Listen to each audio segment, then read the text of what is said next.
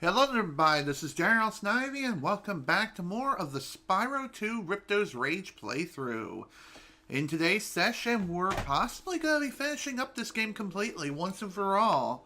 So, Spyro. shut up.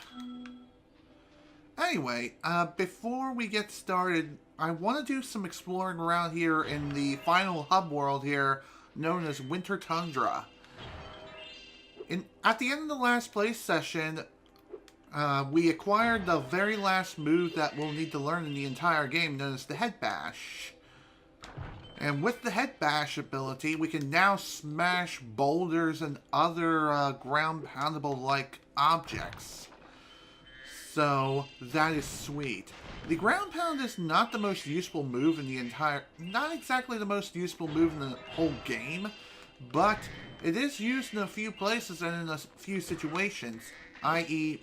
Fractured Hills and the Alchemist Escort, the second mission, if you know what I mean. The one, like, after you finish the escort mission, you then have to deal with Hunter, and after you free him from his stone prison, if you know what I mean. That one. Well, it's some consolation that you've collected so many orbs. My high-tech portal here will take you to Cloud Temples. Cool. Anyway, since we're here in Winter Tundra now, there's no longer a need to collect talismans. Instead, when you reach the end of levels now, at the end of each level in Winter Tundra, the levels will now award you an orb for basic completion. And in order to be able to have the privilege of facing Ripto and participate in the final boss fight, you have to collect a certain number of orbs. I'm not 100% sure what the bare minimum is, but I'm pretty sure it's like somewhere in the 40s or something. I'm not 100% sure.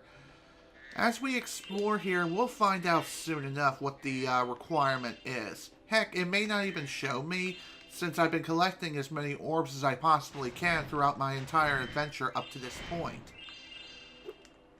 So, that's pretty nice. It's all part of the completionist criteria. Also, Moneybags is here again. One last Speedway adventure for you, Spyro? It's not that expensive, you know. I agree. Well then, with that, I think that's the last time we'll need to pay Moneybags for anything. Then again, that may not necessarily be the case. There may still be one more instance of that, but again, I'm not 100% sure. But regardless, that is one of the last times we'll ever need to pay for anything from Moneybags, ever. So that is nice. Also, I didn't quite mean to take this whirlwind here, but I guess we can still use it to get over here. And here is where Ripto's arena is. Alright, Spyro. You got the orbs. Defeat of Ripto is only moments away, right? Right? Well, of course, we're not going to be going after Ripto just yet. Not even close. Of course, we can always go and fight Ripto now if we want, but I'm not going to do that for several reasons. Number one, there may still be an instance where I still need to pay Moneybags. Number two, as soon as we defeat Ripto, we'll be sent to the bonus level Dragon Shores. And in order to really access Dragon Shores, we need to collect basically everything in the entire game from the world of Avalar. So, there's that. So, and when I say everything, I mean everything. All the gems, all the orbs, everything. Unless you're a speedrunner, in which case you could just glitch your way out of bounds and just glide to a certain point in order to activate the 100% completionist reward without even having to meet the criteria at all. Just grab it out of bounds and you have it forever. And for those of you who have played this game, they know exactly what I'm talking about. But for the rest of you, I will go ahead and show you all what that is as soon as we get to that point. Of course, we have to obviously get there first. Before we can even get there, we have a lot of running around to do and a lot of backtracking to do as well. Okay, maybe not a lot of backtracking, but there's still a good bit. We have 2 levels that we need to go back to in Autumn Plains in order to fully complete them. Those being Fractured Hills, and the other one being, I think it's Shady Oasis? It's the one with the elephants and the hippos. Okay, they're not elephants, they're hippos. My mistake. Regardless, that is the other level we'll need to go back to. So, yeah, that is something to keep in mind as we go around and explore. I can see you've learned the value of orbs, Spyro. This touchy gate should work perfectly with the help of your impressive orb collection. Thanks, dude. Again, why is it that you find some of these orbs here and yet you hold them hostage? But anywho, that's it for Winter Tundra. Of course, the hub world variant of it anyway. We still have some work to do. Funny enough, there is one more little fun fact that I feel like throwing out there. Despite the fact that the Super Portal for Dragon Shores is inactive and not activated, oddly enough, the loading zone for Dragon Shores is located out of bounds underneath the portal's location. So if you manage to get yourself out of bounds or activate the swim anywhere glitch or some other method, you can technically swim into the loading zone of Dragon Shores and just go there right away without the need of even fighting Ripto in the first place. It's kind of funny if you think about it. Oh, speedrunning, how it is such a marvelous thing. How you find so many broken things just by watching the top runners destroy the game. It's always so entertaining to see. Whether it be your favorite game of all time or something more obscure, if you know what I mean. Regardless, speedruns are always entertaining. Okay, so our first stop of the day is going to be Fractured Hills, I think. That or Shady Oasis, whatever's closer. What's over here? Is that the Speedway level? Yes, it is. Alrighty then. Damn it.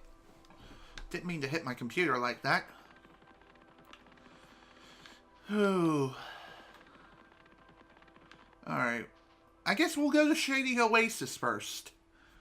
Not because Fractured Hills is just that bad of a level, because, let's be honest, it truly is. This place has a easier task that we need to get done. And of course, even though we've been here before, the citizens feel like it's necessary just to repeat their dialogues and their introductions and everything like that.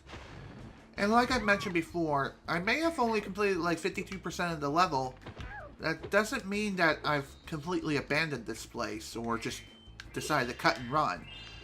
The reason why I only did so little of this place is because I knew I would be back here later. And it's a better idea just to come back after we collected everything that we need. Speaking of which, I learned about this recently when I watched the speedrun of this game being done from Summer Games Done Quick 2018. Apparently, if you glitch your way into Dragon Shores and access a special feature in an unintended way, then you'll gain access to every single move in the entire game without the need of paying for them. So that is interesting. It is quite a marvel, if I do say so myself. Dang it. Didn't mean to do that.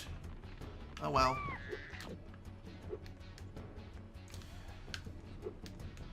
And if you want to know what that method is, again, once we get to Dragon Shores, I'll definitely tell you all about it. For right now, though, we do have some work that needs to be done. And I don't know why I have an itch in my freaking mustache right now. I guess it's just a way of my body saying, hey, you kind of need to shave. I mean, I am growing that beard of mine again, which people say it's patchwork. And I can't grow a beard no matter how hard I try. And I tell them, say, shove it. I'm gonna keep trying to grow a damn beard. Okay, I don't say that. Whoa. Hello. Alright, let's go at this again.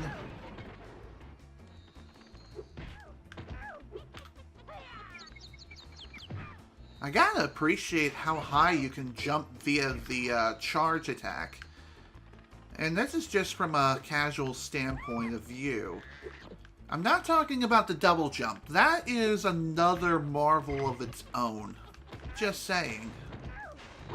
It's truly something else, and speedrunner's most valuable tool when it comes to this game in particular.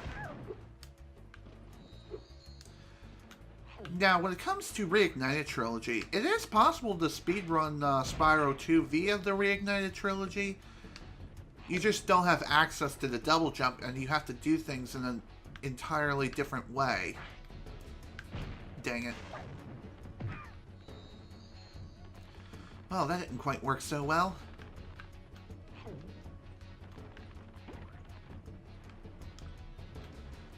One thing I do kind of hate when it comes to this game is you have to come to a dead stop before you can go into first-person view. If you continue to move while you're attempting to go into first-person view, it's not going to work. Thanks for help.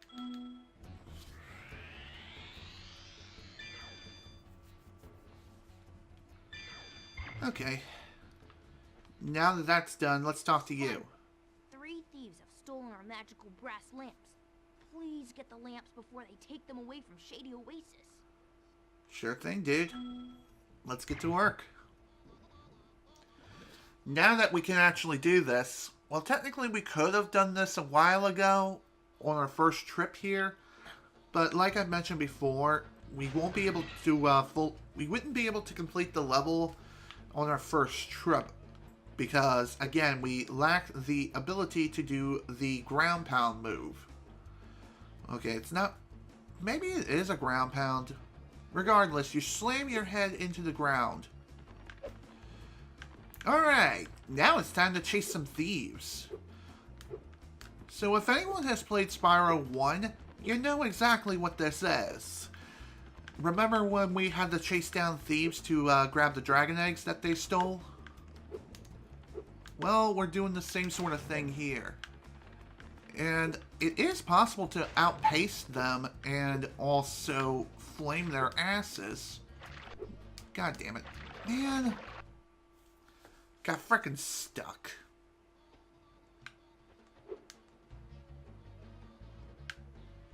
Hello. Guess we'll start with you instead.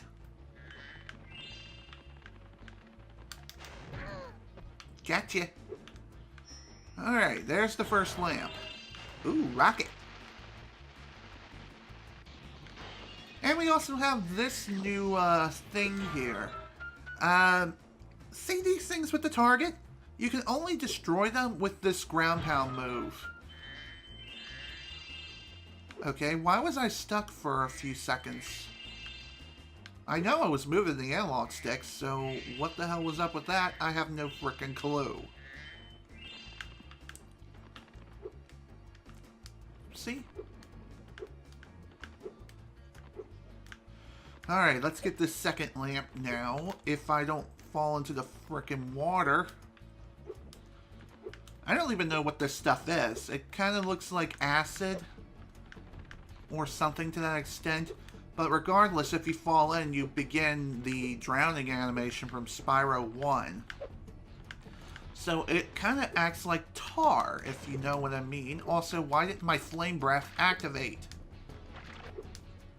And of course I would hit myself twice trying to recover. This is what happens when you try to go at this too quickly.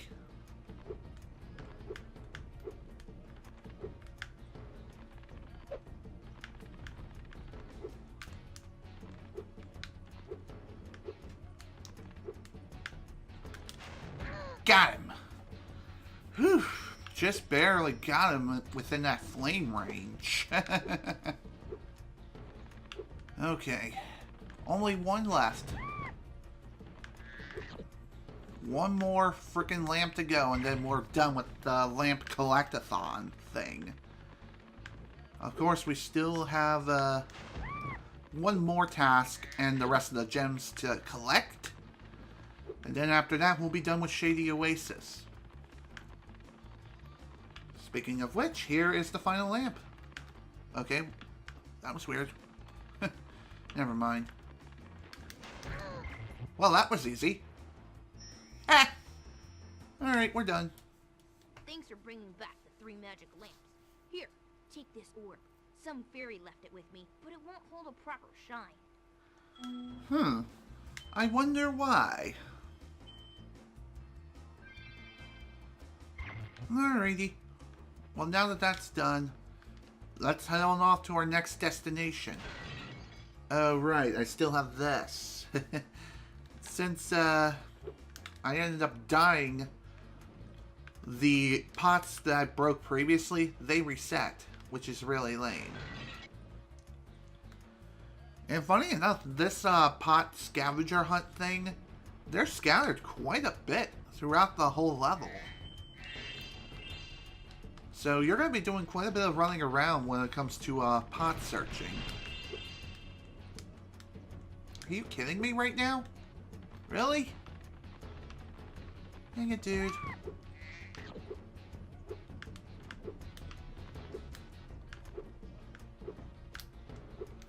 Okay.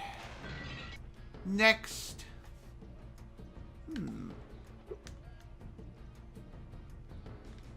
Thankfully, that is literally like a couple of feet away. That's funny.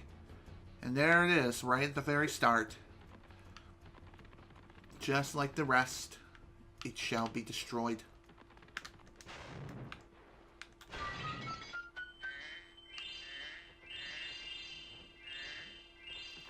Okay. Well, we're not quite done with gem collecting yet. We still have a little bit of work left ahead of us.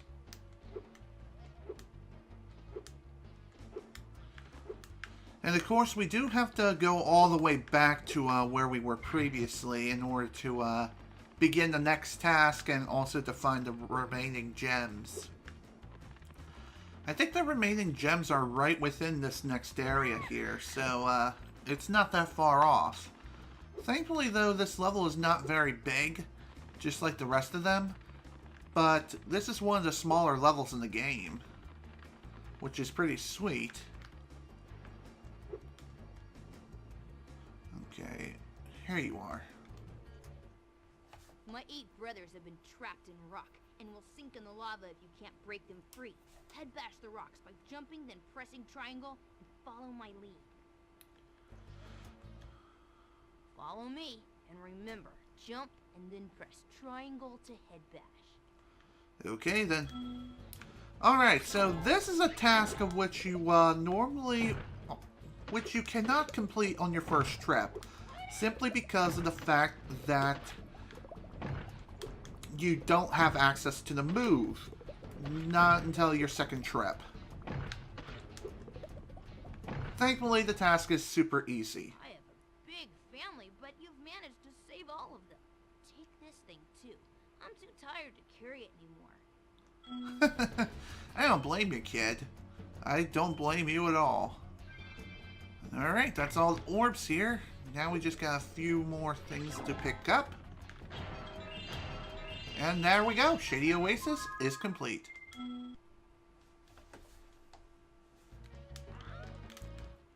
And thankfully you can skip the outro or intro just by simply pushing the X button or pushing start or something to that extent. Regardless, it's one of these buttons.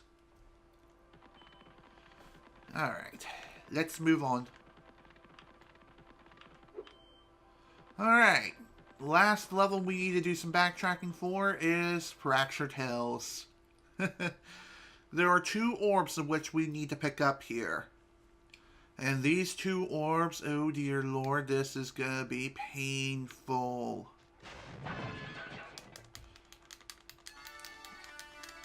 Okay, can I skip this? Thank you.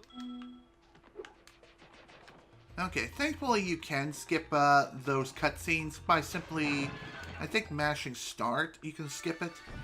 Yeah, just push start, and you'll be able to skip it. You only have to sit through the bagpipe song for about 2 seconds. So, that's nice. As compared to, damn it. Stupid bees.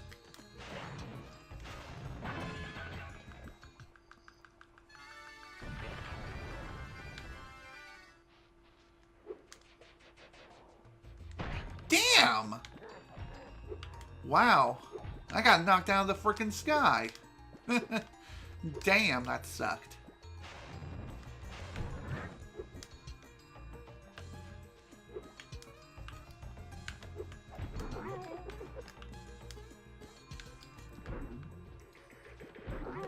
Goodbye. Whoops, that's the wrong way.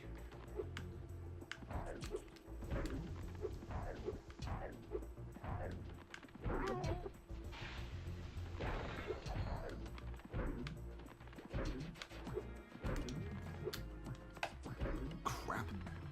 Not in a good spot here.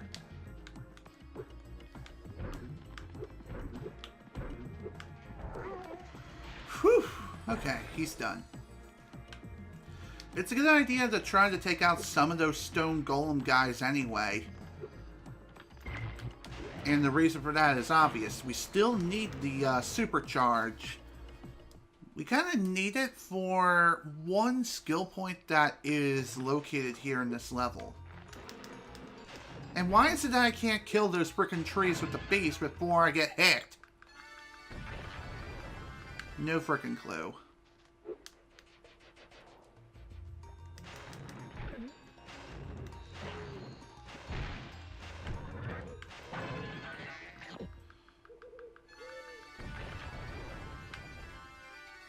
Again, I'm pretty sure that you still have to do this.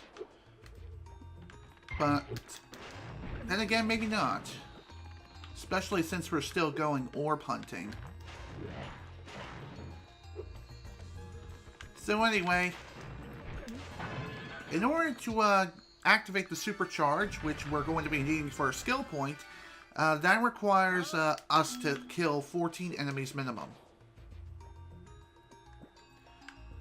And yeah, there is a skill point when it comes to the supercharge thing that's here. So, what is this skill point I'm talking about here? Well, this skill point is a pretty difficult one to achieve. But here's how it works.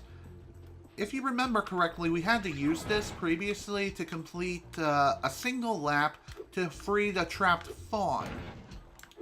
Well, the skill point requires us to complete 3 laps around the entire level.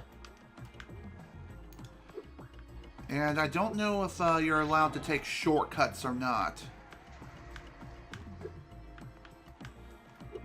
Ah, goddammit. And again, you have to complete 3 laps without stopping your supercharge. If you stop, then you must start all over. And no, you can't do this backwards. Even though it's possible to get extra height from the supercharge and the double jump, you just can't do that. That is considered cheating. Alright, let's begin the second lap once more.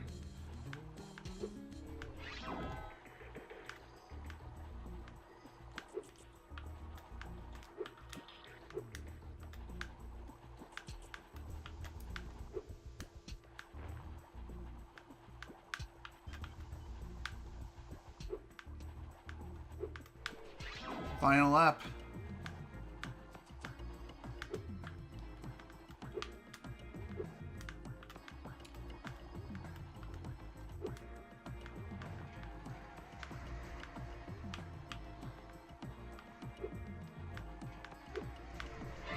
There we go. Skill point achieved. That's done. Anyway, the reason why I decided to go for that skill point was because I knew that skill point was there. And also, another reason too is so I don't have to come back here ever again. Alright, let's begin this mission. Everyone's favorite mission. I've been experimenting with this potion. I'd like to test it out, but the Earthshapers out there have made going out a bit difficult. Could you kindly offer me an escort? As much as I hate to say this, yeah, we'll do it. Great! Just keep those Earthshapers away from me and I'll take this potion to Hunter. Funny enough, Hunter is literally a hop, skip, and a jump away as my internet takes a shit.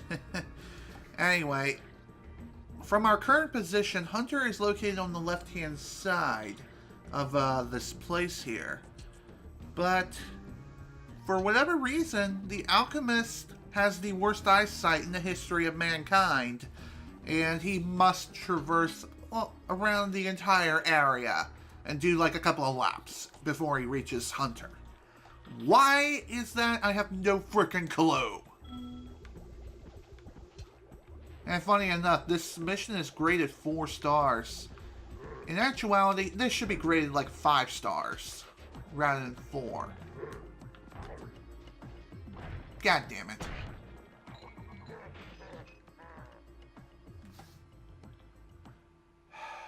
Damn it. Will you escort me past? Alright, let's give this another shot. Anyway, this mission does become a little bit easier thanks to the new and improved camera in the Reignited trilogy. So why is it easier in the Reignited? As I'd mentioned, much better camera. You have a better understanding of where the alchemist is going to go, and the camera is a lot better in this mission. I think another thing too that helps is that even during the mission itself, as you're escorting the... Damn it, man! Well, that wasn't fair. I thought the alchemist was going to go in one direction, but it turns out he went in a completely different one. Plus, I got hit too. So anyway, as I was saying... Oh, come on, man. Damn it. Seriously, screw this game sometimes. I swear.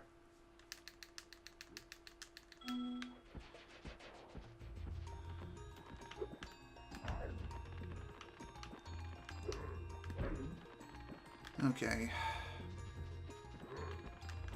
Really, all you have to do is just make sure that the Earthshapers just are out of this guy's path as he's making his way around.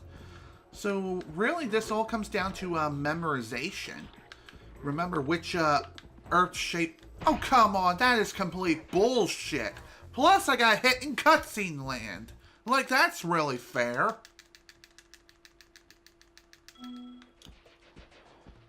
God damn it.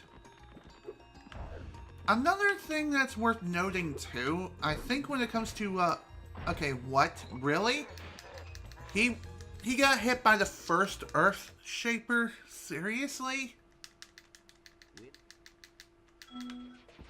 Whatever. Screw this damn game. As I was trying to say before I got frickin' smacked upside the head, again, one thing that definitely helps when you're playing the Reignited trilogy of this mission, the Earthshapers, whenever you move them, they stay in their current position, no matter if you fail the mission or not. God damn it. Is it me, or does it seem like these guys' striking range is bigger than their actual attack animation? It's like their entire front half of their body is... That is their striking pose.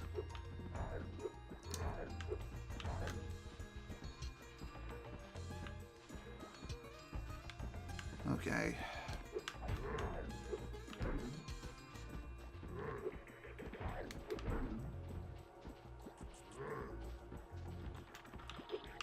Let's go for you. Knock you out of the way, as far away as possible.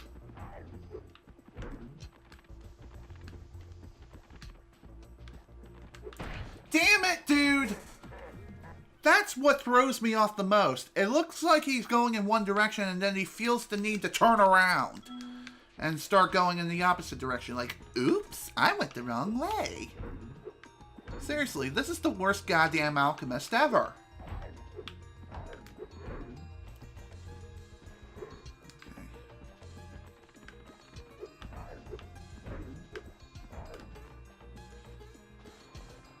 God damn it, dude. What the hell happened? It's like he just suddenly changed direction for no reason. I could have swore he went in a predetermined path. Does his path change on the fly? Based on who you attack?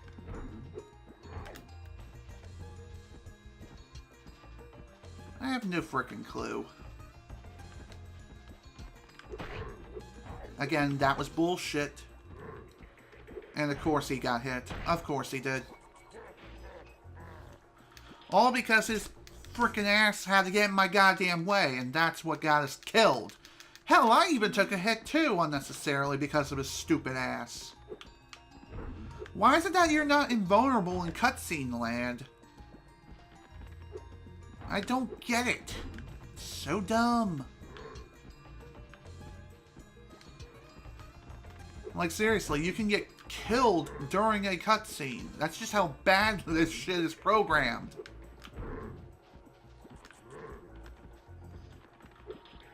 Did he go left? Okay, no. Camera? No. God damn it. Of course. I landed in front of him during the second attack animation. That's real fucking fair. I also wish this damn alchemist could move faster.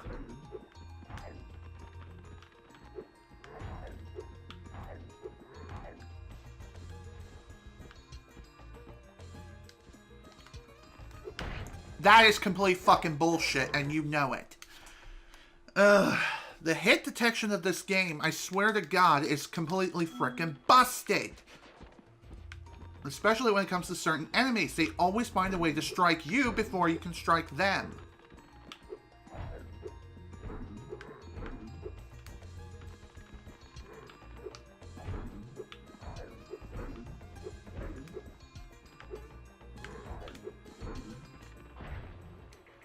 Oh, come on. Are you serious? Wonder if I got hit too during that. Okay, thank God I didn't. Seriously, this damn escort mission can suck it. And again, if you come at this sooner, like on your first visit, then you'll have to do this again. Damn it, of course I hit the wrong golem. I think I may just end up turning off voice acting. That way I can get this done faster. Then again, I don't think that does make things go faster. Just mashing the button goes faster.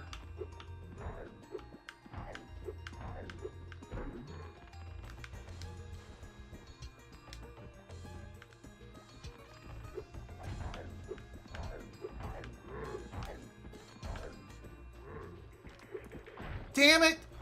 All because of his thick ass. Dummy thick.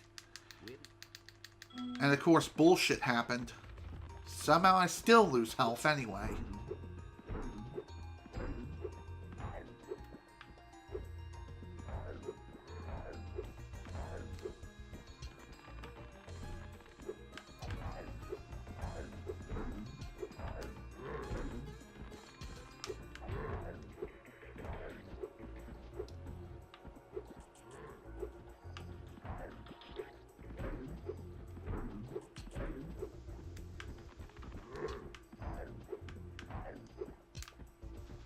Okay, that guy is going to turn around and start heading this way. Might as well try to move you as far away as possible.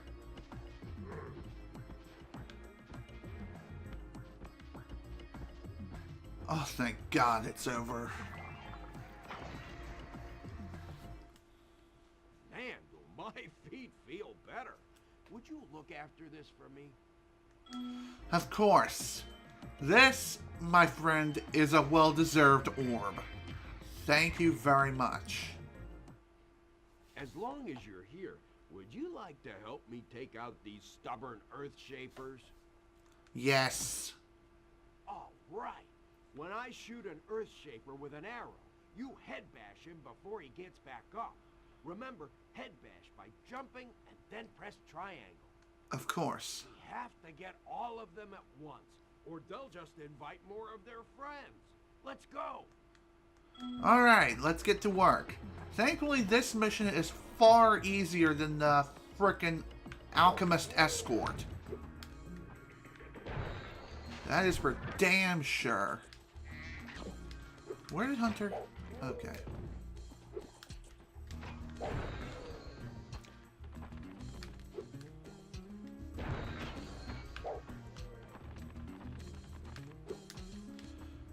So as I was saying, this mission is far easier than freaking Alchemist Escort mission any day of the damn week. And like I mentioned, you do have to God damn it. As long as you're here. Okay, so as I was saying, if you don't have the head bash move, then there's no way you can do this mission. And even if you returned here with the head bash after completing the first Alchemist Escort mission, you'll have to do that mission again in order to get access to this one. So it's a better idea just to say screw it and just say fuck off, Alchemist. I will see you later. I'll be back for you, and trust me, it's gonna be fun.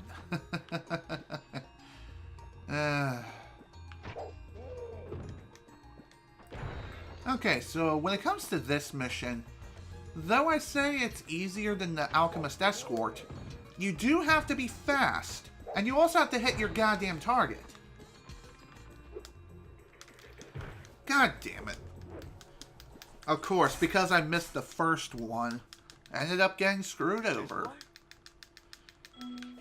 I wonder if this is going to take me more attempts than the damn Alchemist Escort. I guess I'm just that bad at the game.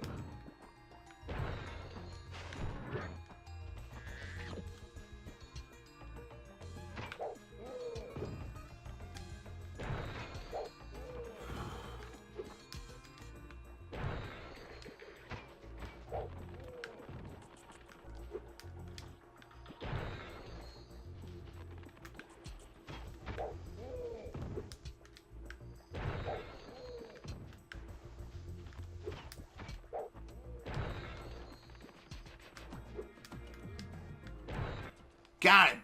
We make a great team. Here, I was going to give this to the Alchemist, but I'm a bit annoyed at him at the moment. Hunter, you have no idea how much I hate the goddamn Alchemist right now. You and me both, my friend. You and me both. But there we go. Level complete. At long frickin' last, it's over. Fractured Hills can suck it, and we'll never have to come back here ever again. And I need a frickin' drink to celebrate this occasion.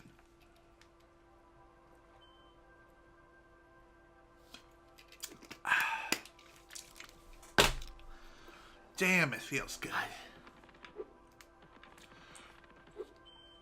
Alrighty. Now that that's done, all the backtracking that we needed to do is all taken care of. At least until we go after the skill points. Alright, let's head back to Winter Tundra and begin the world proper.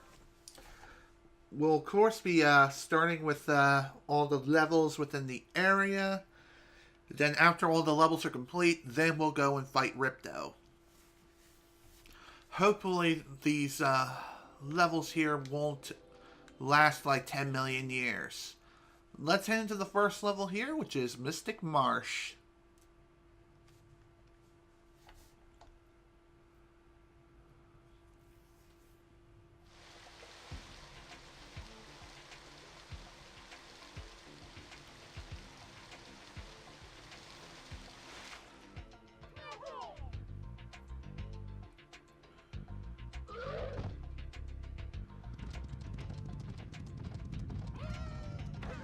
Oh dear. Looks like we got quite a bit of trouble going on here. Things just aren't the same since our magic fountain shut off.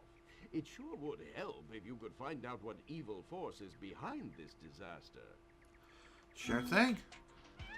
It would definitely help a lot. Now, these snail elephant things, they have the ability to change size at will. When they're small, you can't really burn them, but you can still charge them. But if they grow exponentially large, then you'll have to try to burn them instead. That does make sense, considering that big enemies typically you can't burn. Just saying. Anyway, whoa, hi. Where the hell did he go?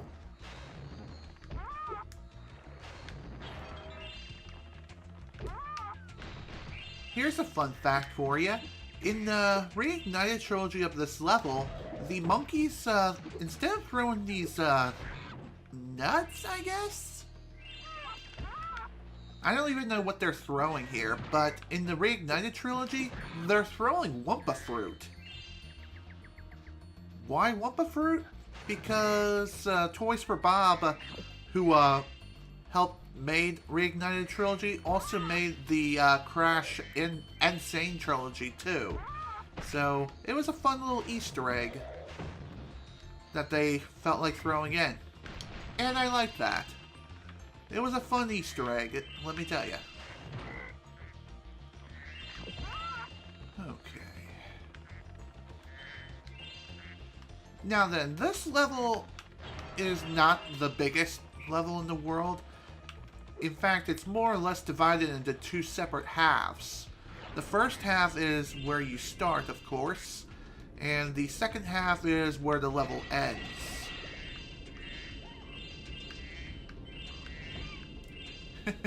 Okay, is it me or are these platypuses just turning into pufferfish?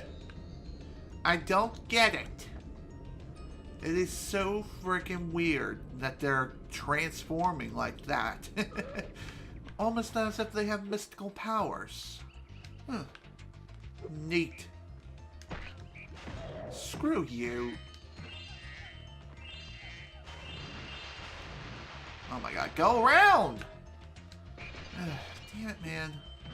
That figures.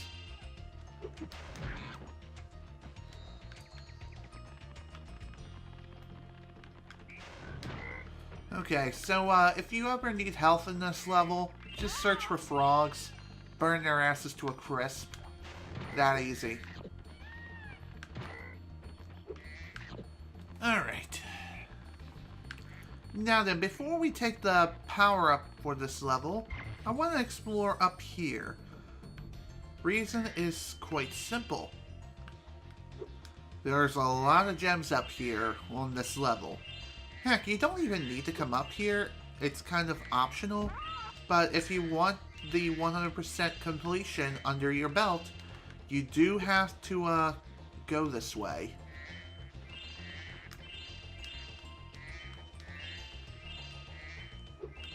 Alright. Hello!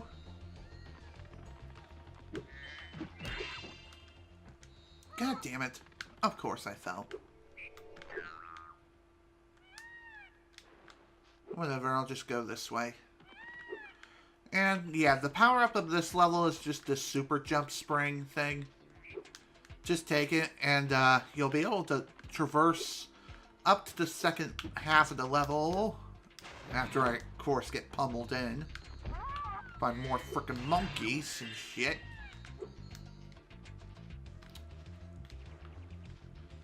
Okay. Let's keep going.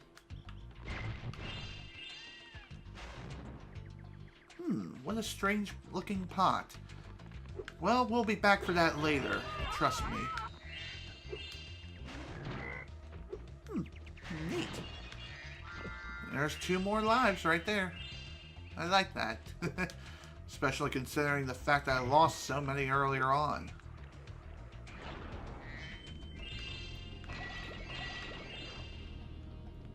By the way, you can also get to the second half of the level even via the long way around if you wanted to. It takes a lot longer, but you'll be able to find more gems along the way as well, so... all in all, it's not a bad compromise. Take a longer path, but you'll find more collectibles and other goodies along the way.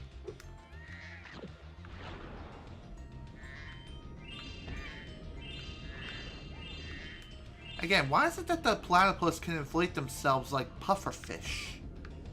That is so freaking weird.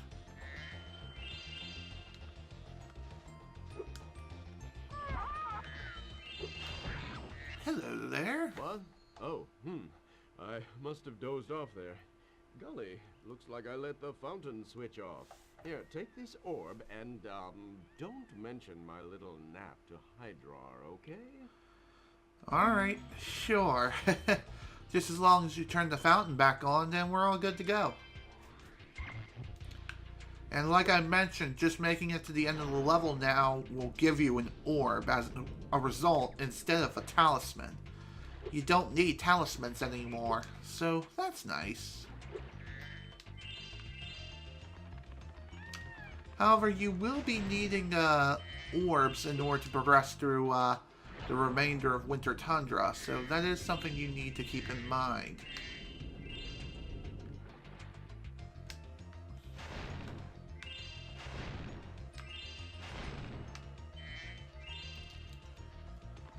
Okay.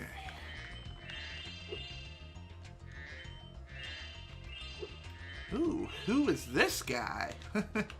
He looks kind of, weird. I'll be taking that, thank you very much.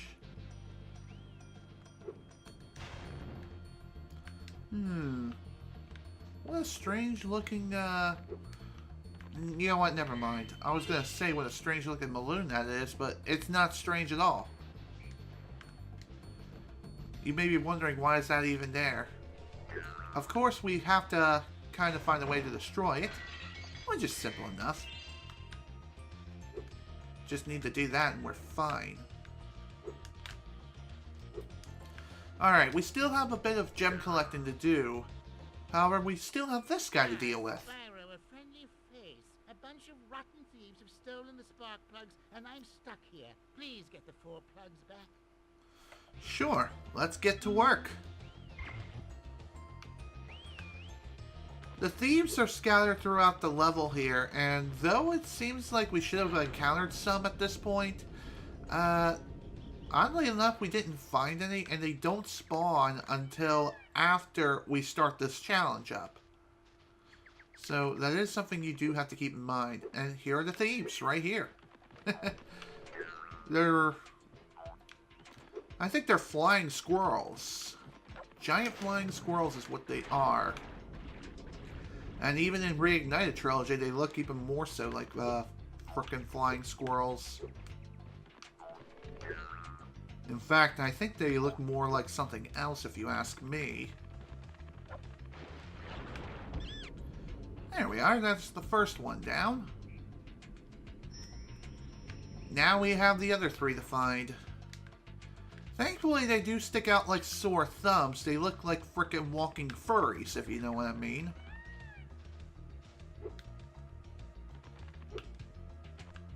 Hello.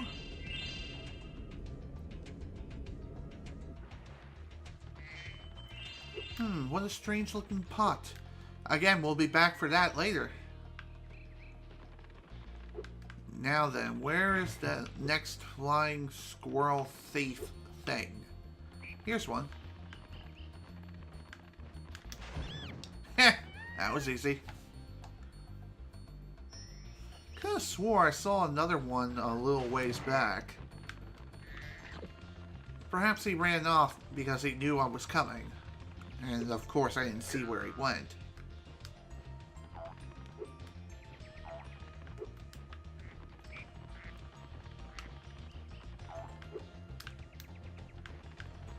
Okay, this guy can be a little difficult to catch. Simply because he jumps over some platforms of which you have no choice but to glide and lose some speed. And lose some ground in order to make it across. God damn it, of course I would do that. Slip and fall yet again. Of course, you can also chase him backwards if you feel the need to do so. It'll just start going back the other way instead. Then again, where the hell did he go?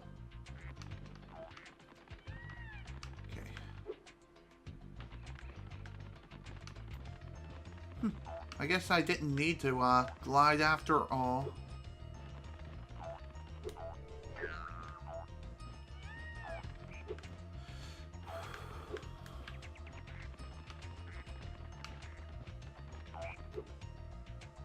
Damn it! I knew I had to do it. I only managed to get away with not gliding once because I guess I didn't jump at the right spot. And of course I just screwed up like that.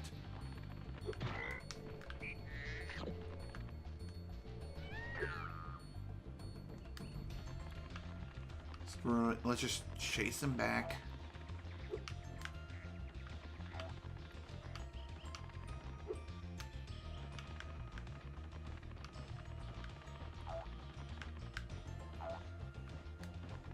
Funny enough, if you get close enough to these guys, you can burn them much like thieves. However, it is a very risky maneuver, and sometimes they may be just out of range once you do manage to catch them. There we go. There's thief number 3 down. Now we just need to find the last one, which thankfully I do have an idea of where they could be.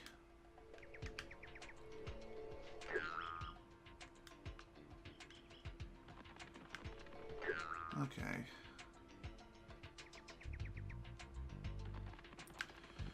There he is.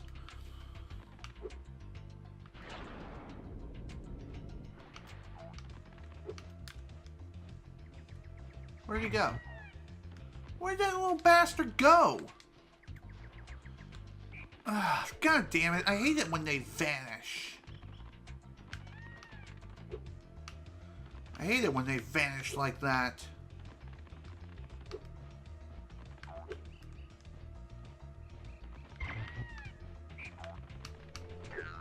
Okay.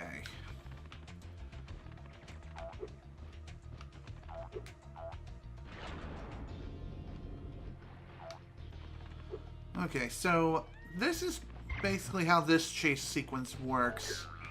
You have to catch this guy before he loops back around. Otherwise, you lose all the ground that you just gained. Wahoo! I'm back in business. Here, young dragon friend, take this. It's museum quality, but you deserve it. Thank you very much, my friend. Thank you very much. Thank you for your patronage.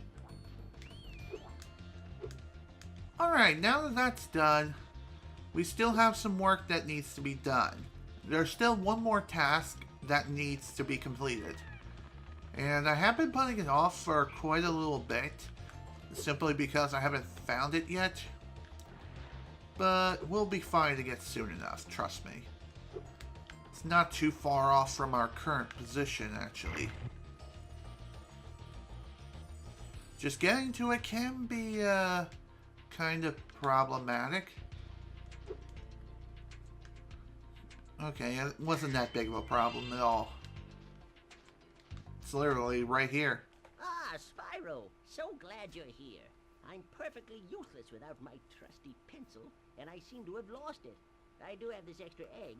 Perhaps you can trade it for my pencil. Okay, sure. So, here is this chain side quest kind of thing. So, the professor will give us an egg to start this little scavenger hunt with. And as we go about this scavenger hunt, we'll collect more and more items until eventually we'll find the professor's pencil. So, with this egg, all we have to do is just shoot it up here. And there's that. After the egg is dropped off, then we'll get this weird fruit here. I don't even know what this is. But regardless, we need to take this over to that pot. Not that cooking pot, but another one that's just right over here. If I don't miss it. There we go. That'll grow a plant, some sort of piranha plant, which will spit out a frickin' duckling, which we can put in our mouths for some reason. I don't even know how. Then again, this may actually be a rubber ducky. Who knows? Regardless, all you have to do with this, just take this over here, fire it there. Okay, maybe not there necessarily.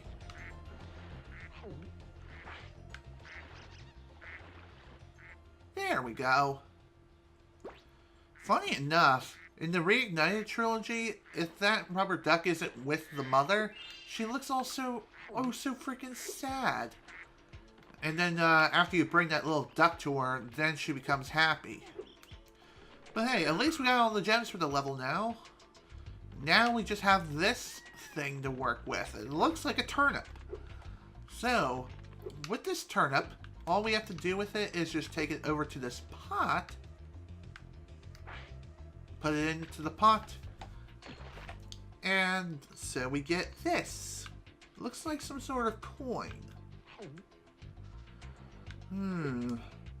Now I'm trying to remember, where does this coin go? It goes somewhere. Is it in the well? Let's try it. Yep. That's where it goes. And thus we have the mighty number 2 pencil. About frickin' time. Not to be confused with the mighty number 1 pencil. Just saying. Honestly, I prefer pens over pencils any day of the week. My pencil! Now I can begin calculating the age of the universe again. Here, take this orb. Alora says she thinks I'm going to lose it. Can you really blame her? But there we go. That's the end of this level. Thus, Mystic Marsh is now complete.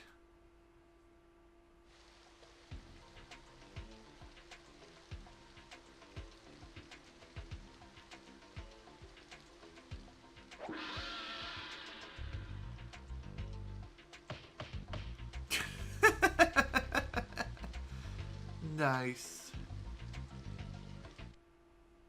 And of course he fell asleep again. That's too funny. Okay. Now that that's done, let's head on off to the next level. The next level is located just a short ways over. In fact, now that I think about it, I could also do the speedway level, but I'm going to be doing that anyway, so no need to worry about that. Well, it's some consolation that you've collected. I thought I activated this earlier. I guess it becomes deactivated if you leave the area, and you have to reactivate it again. Whatever. Let's go to Cloud Temples now.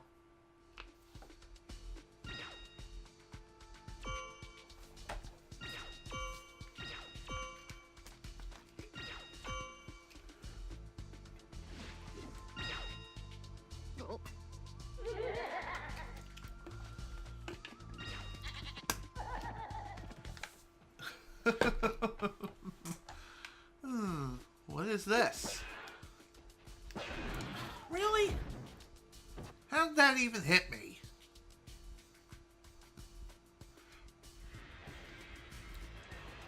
anyway, the main problem of this level is that the wands have been stolen. So it's up to us to get them back and also restore peace to this level. Should be easy enough. Also, as the guys have their freaking wands at the ready, they will be releasing the goats from their stone prisons. Kind of weird to say that, but believe it or not, it's true. You'll also find these balls that are just hanging around. I don't know if those things respawn or not, so be sure to use those shots wisely. Oh, okay. They actually spawn from these guys. And once you kill them, then those balls are gone. So really, you can use them to your advantage by means of attacking certain enemies from a distance. So long as you have a good shot. And also a really good angle. So if you want to preserve the ones that you have in your mouth currently, you're going to have to charge into enemies. Just remember that the large enemies you can't charge into, and you'll have no choice but to fire. Which isn't all that bad, really. There are plenty of other ones that you'll find scattered throughout the level anyway, and it's not like you really need them all that much. They're more of a luxury, if anything.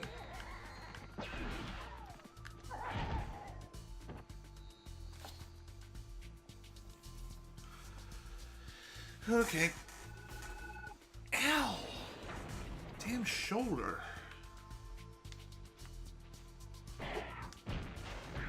Take that.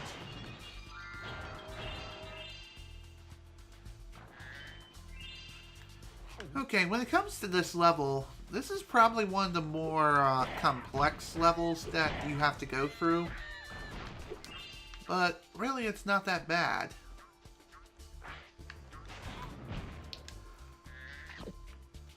The only real thing you have to worry about here is more or less verticality. There's a lot of vertical elements when it comes to this level in particular. And of course I would get hit. Of course I would. I always do. Excuse me.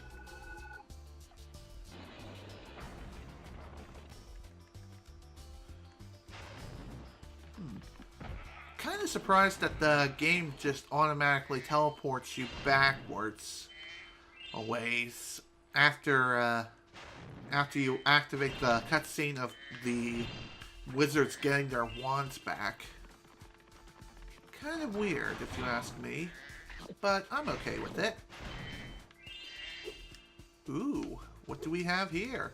Looks like a super secret agent. We'll be dealing with him momentarily. First off, though,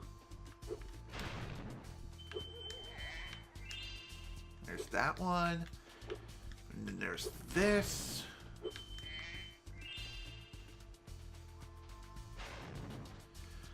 And before we start that particular part up, I kind of want to explore a little bit more in this area.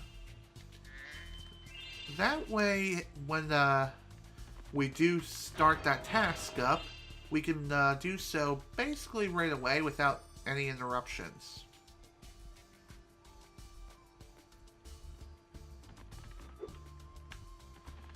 Alright, let's get this started. Thankfully this isn't very hard and doesn't require to... I'm a secret agent. I'm going to my secret hideout. Only members of my secret club are allowed to go there. I'm not leaving unless you hide behind that tree so you can't see me. Wow, what an idiot. So, anyway, as I was saying, this isn't very... You don't have to traverse a very large distance when you're doing this little... Dang it. This time I better not catch you sneaking behind me. My hideout is for members only. Sure. I bet, yeah, it is for members only. But anyway, god damn it. Of course I got spotted. So as I was saying, this is not a very hard mission. Just keep screwing it up for some reason. So all you have to do really is just hide behind the trees until eventually... Dang it. Until eventually you'll be able to figure out where it is that he's going. And like I mentioned, he doesn't go very far. Just try not to be too close when you're following him. Otherwise he'll freak out and you'll have to start the task all over. And also, don't let him go too far either.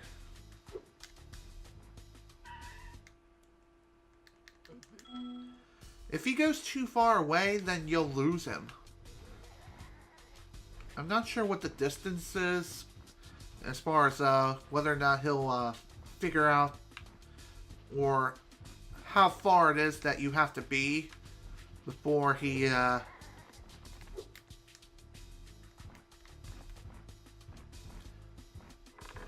Okay, well, here we are. Okay then. It appears he's still going. I didn't realize that he... Oh, crap.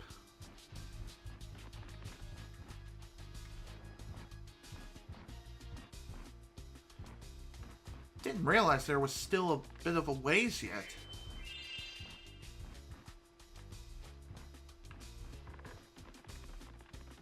Oh, okay. What? You managed to get here without following me? You must be a member of my secret club after all. Here, take this secret decoder. It will allow us to send secret messages. Funny enough, the secret decoder is a orb. How? Well, regardless, we're here. And there's really nothing much here to see. Kind of weird if you think about it. But regardless, the task is done now. So that's nice. And like I mentioned, it's not very hard to really worry about here. And besides, you kind of need to do this anyway in order to get your hands on a few more gems as you're making your way up the staircase and through the building.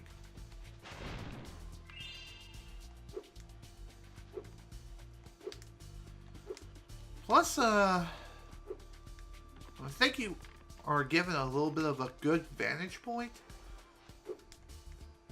Okay, maybe not. Not as good as I initially thought. Never mind. So really, there's not much over there other than just a few gems. So, that's interesting. Damn it, dude. Really?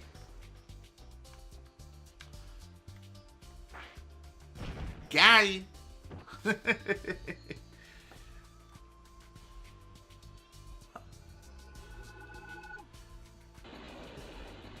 Funny enough, I think that fireball that the wizard shoots is the same fireball that you would use when you're using the Super Flame power-up. Kind of hilarious how they reuse that asset, if you think about it. Anyway, there is another power-up here that you can use, but you are required to kill 21 enemies minimum in order to be able to use it. Which, that can be a lot easier said than done.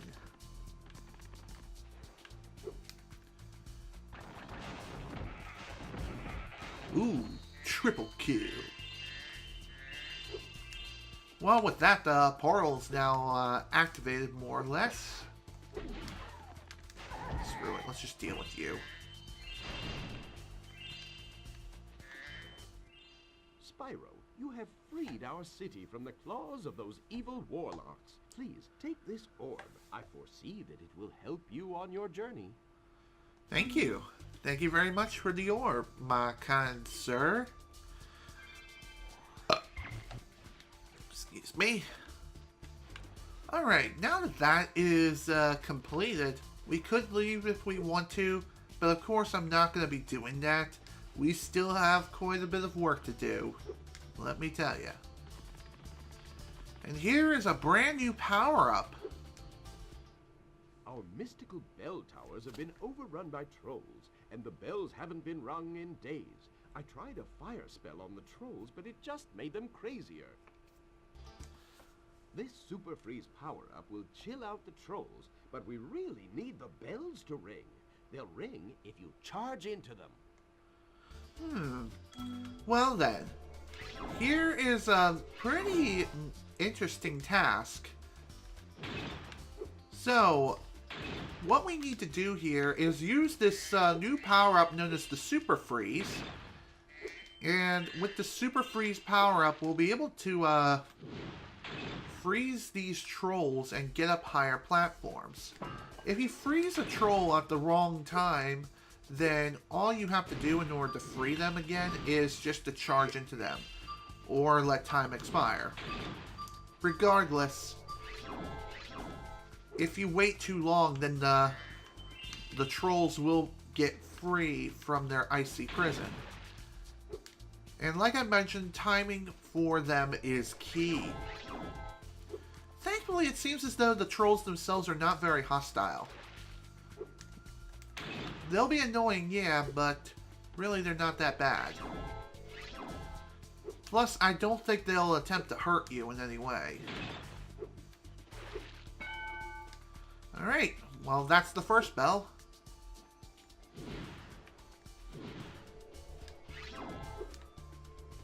Now we just need to figure out how the heck it is we're going to get to the second bell. Oh. Looks like a troll was hopping around here.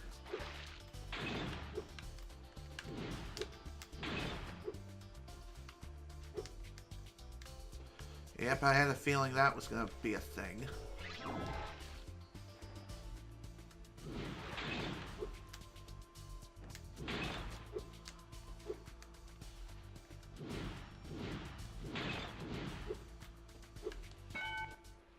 I suppose you want an orb for doing that. Well, I'm afraid not. There's still one bell left. You can get to it by using the whirlwind behind me. Okay, well thank you for letting me know. And also, this bell here is going to be the hardest one that we need to get to yet.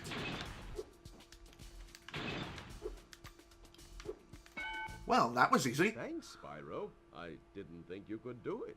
Here, have a souvenir from the Mystic City gift shop. Well then. I was going to say, this last bell is the most difficult to get to because the timing of freezing the troll is key, the first one. And you also have to freeze the next two trolls within a single use of the Super Freeze power-up. So really, the timing of the whirlwind and using your Super Freeze is absolutely vital. There's also a troll that just runs around here and runs around in a circle, which you can use as a platform if I don't screw it up like a freaking idiot. It's also very easy to end up screwing yourself out of the platform itself. Oh, come on. That's bullcrap.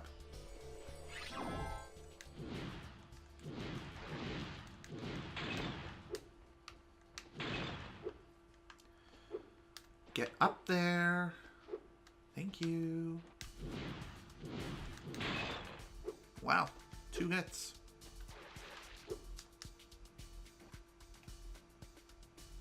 Damn it. I knew that wouldn't be enough.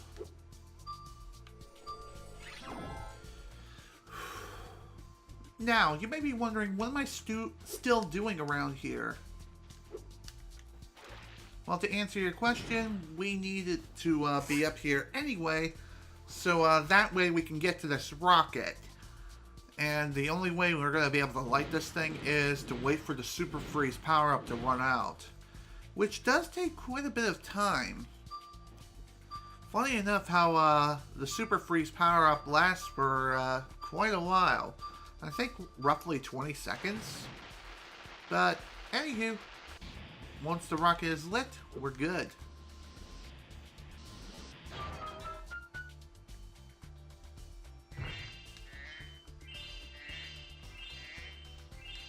Okay, we still have a bit of searching to do.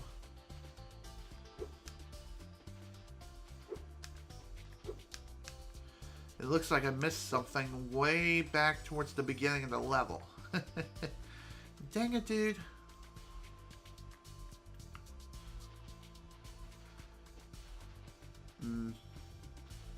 I guess this is why you really should try to grab everything on your first trip if you can. And there's the thing. There we are. Level done. Figures, I was just down to one more gem and that was it.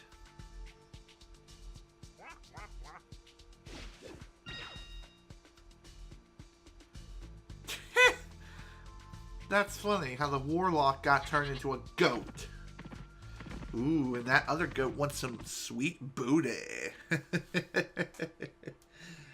Look at that booty. Alright, now that that's done, let's move on to the next one.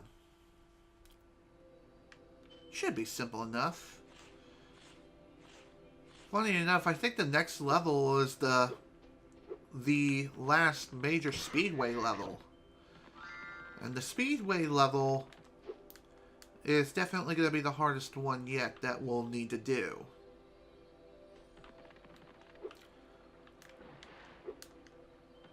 Alright, let's head into Canyon Speedway.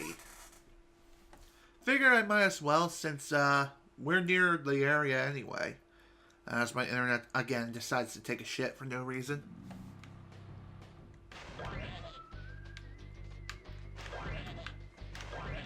Ooh, crap baskets.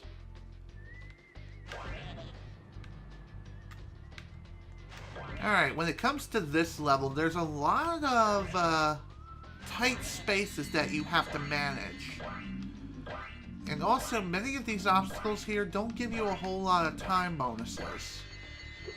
So that is something you do have to keep in mind. The only ones which do give you a good time bonus are the people on tractors. Oh, damn it. I did not mean to activate the super glide.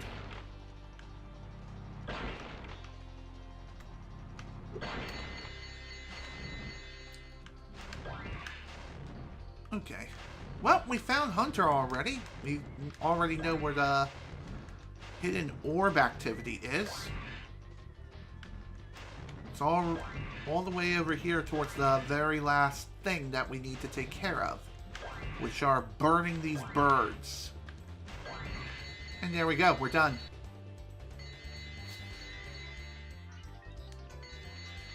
$112.63, not bad.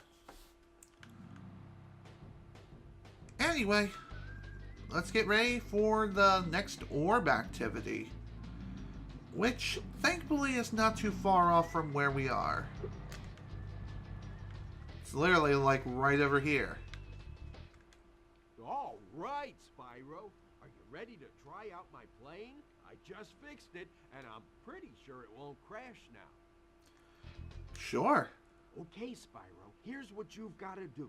I've got the plane on remote control, so all you have to do is hit the targets with your machine gun. Press circle to fire the gun, and use the D-pad or analog stick to aim. Okay, that sounds like a simple enough task. Let's get started.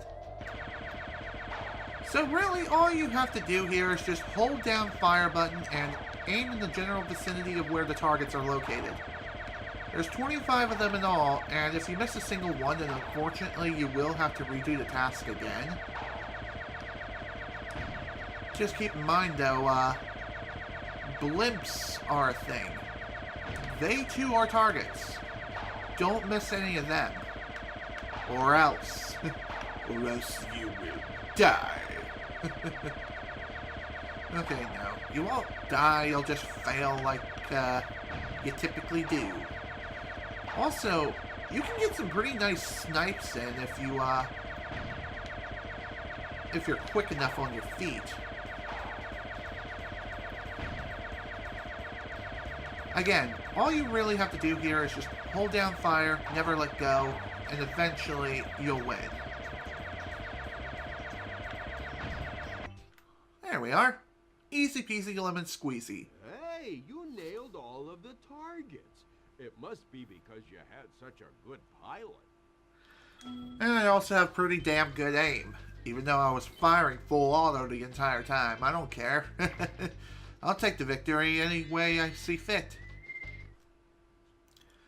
Okay, there we go. That's that. That's it for the Speedway level. Of course, since skill points are a thing, we will be back in the Speedway levels later on, like well after our journey is finished.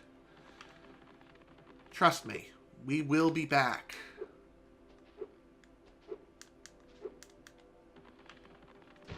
Okay.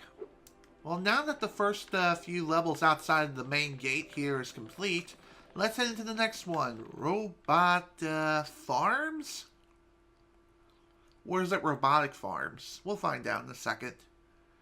It's Robotica Farms. My mistake.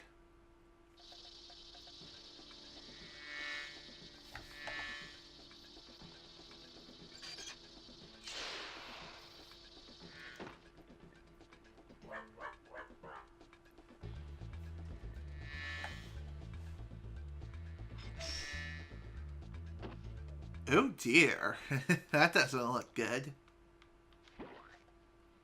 Howdy, Spyro.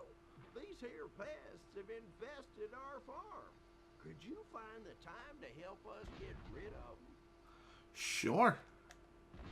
Find your way over to the giant bug lamp and turn it on so we can zap any more invading pests. Okay, that sounds fine. Let's go ahead and get started.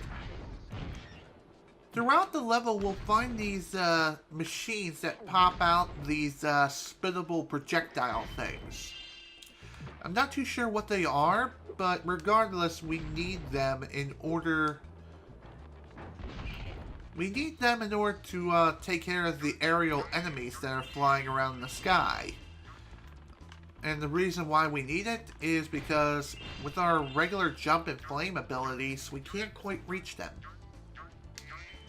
And trust me, we need to kill as many of these things as we can. It's honestly not a bad idea to do that. Also, there are several enemies here which can only be defeated by means of head bashing. So we need to keep that in mind too as we go about the level. I'm surprised that even connected. Also, okay, really? How did I miss twice? That was complete utter bullcrap. Could've swore I also grabbed that. Guess not. Oh well. Alright, when it comes to certain enemies that love to hang around and just kick barrels all day, you can actually knock the barrels back at them, and you could kill them. However, sometimes, even if it's in point-blank range, it doesn't work. Probably because they kicked one barrel and then it collided with the other barrel. The blast radius of the barrels themselves are not very large, so don't use it as a reliable method of defeating the enemies at hand. It's just something to keep in mind.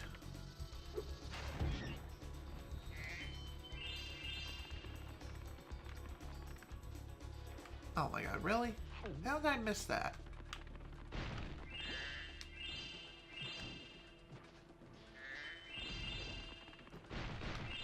That's better.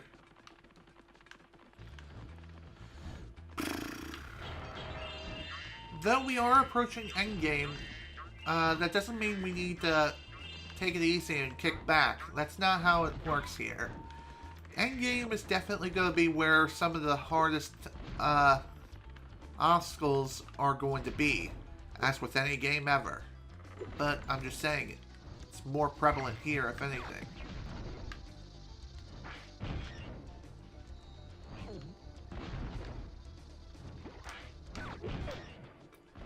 Okay, for some enemies here, which you'll need to shoot projectiles at, you need to be quick on some of them.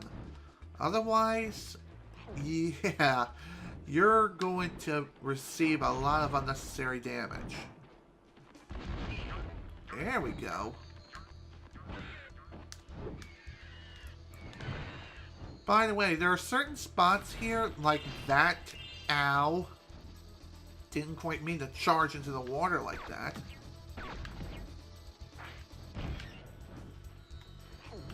Okay, as I was trying to say, some of the water here is electrified.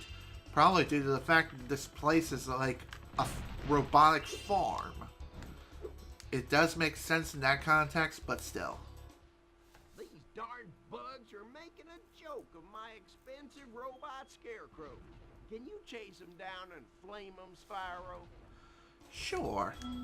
Let's get to work.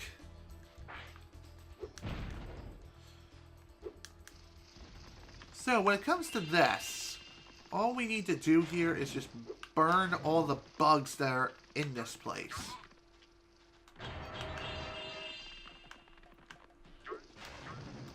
These bugs are going to be moving around constantly on the frickin' scarecrows. And flaming them can be a bit problematic. Thankfully, there's only 4 of them that you need to worry about. But even so, these buggers are quite nasty. And of course, if you end up killing yourself like I did, then of course the task resets.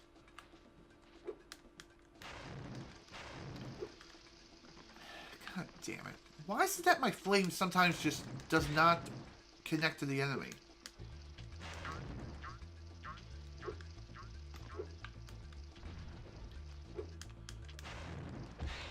There we go. There's another one.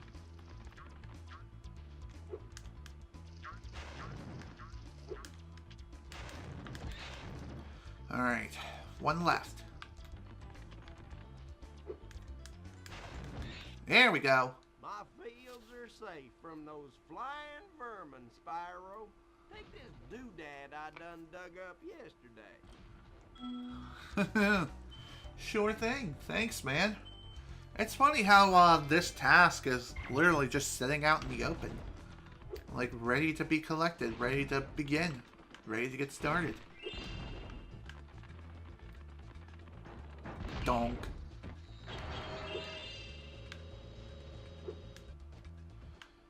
Okay. Whoa, hi, how you doing? God damn it. Of course I have to be a goddamn sitting duck and receive 2 unnecessary hits. Every time, I swear.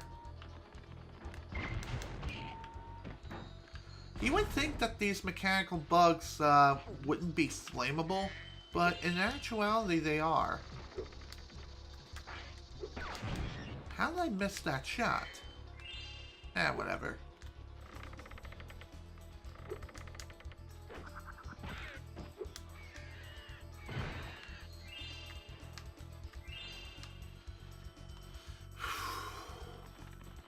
Also, say hello to these electrical fences that are on the corners of the level. They act as more of an invisible barrier. If you try to interact with them, then you'll just bounce off. Kind of like in Spyro 1, how that sort of thing also happens. Okay.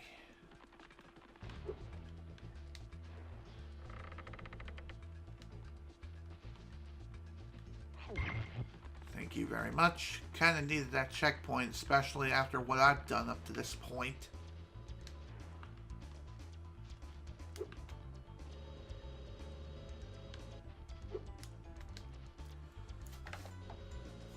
Okay. One thing that's worth noting when it comes to this elevator is that you don't need to worry about getting squished. The elevator can't squish you in any way, so that's always nice.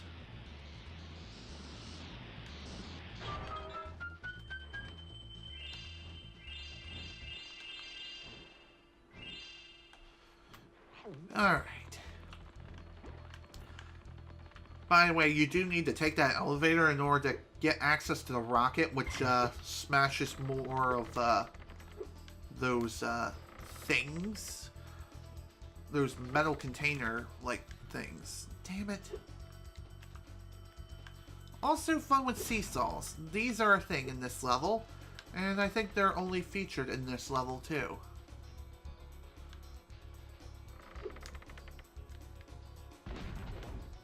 So the best way of going about these is just to, God damn it. How did that miss? It exploded right in his face, and yet he didn't receive any damage. Alright, well here we have another task, which you can get to. You just need to approach it from a slightly higher platform. At least when it comes to casual players. Speedrunners, I think, can do a double jump and can get up there without too much of a problem. But, hey, we're already at the end of the level, oddly enough.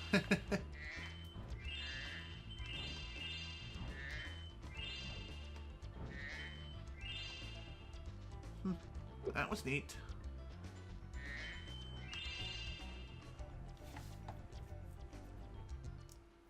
Way to go, Spyro. Them varmints won't be coming near our crops now. Can I offer you a reward?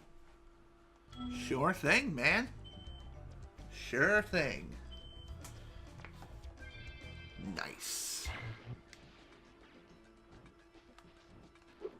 Well, now that that's done, let's begin the next major task, which, oddly enough, is right here. And we also have a bit of a gem hunt to deal with, too. I used to drive my tractor all around the farm, but some fool robot blocked the path up. Do you think you could knock him down with a bit of a supercharge? Sure, no problem. Now, this particular mission here can be pretty problematic. Especially in Reignited Trilogy, where this is a hell of a lot harder due to, not being able to see anything. Especially with the frickin' motion blur. Oh, dear. That's real fun. Hey, in the meantime, might as well, go ahead and start smashing these pots here. Might as well smash them along the way. Okay. I think that's still a little bit of a ways back, so not that far off from where we are.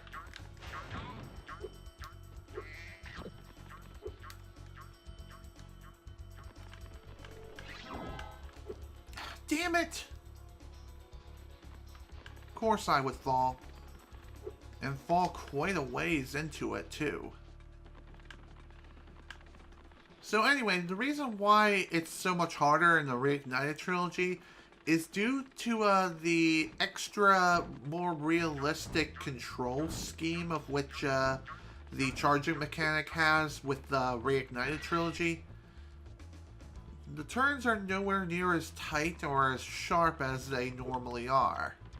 So that just makes the task that much harder.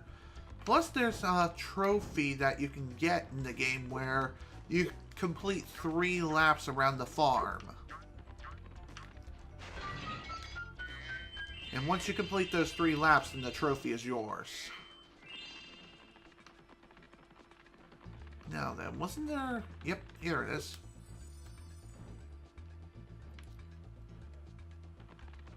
Alright, let's get to this again.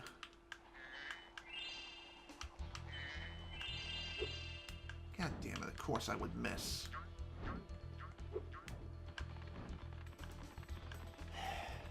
Sometimes having that sharp turning and sharp maneuverability can be a bit of a hindrance, but not all the time. Most of the time it's very beneficial. Just saying.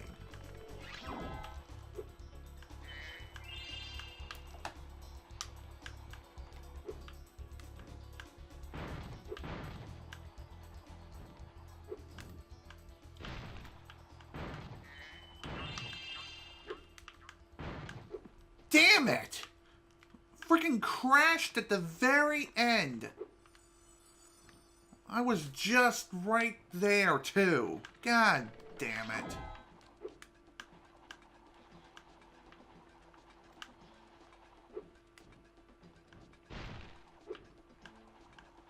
Really? Why couldn't I grab the gem on my way?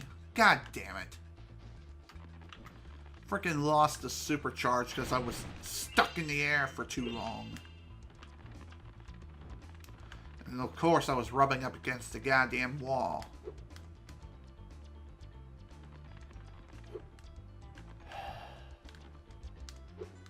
Why does it always have to be at the very end where I screw up most?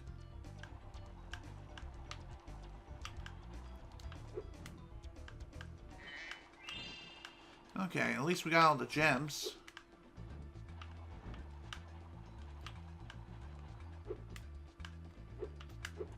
Got it! A fine piece of steering that was, Dragon. Here, take this thingamajig I found in the cow pen. That's interesting.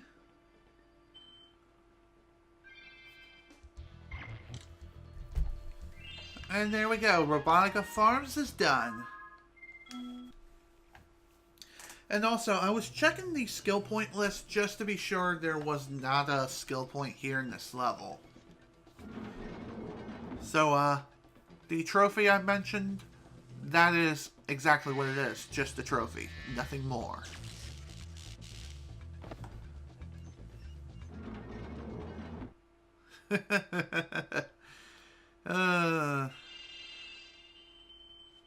Well, there we go. Another one down, on to the next one.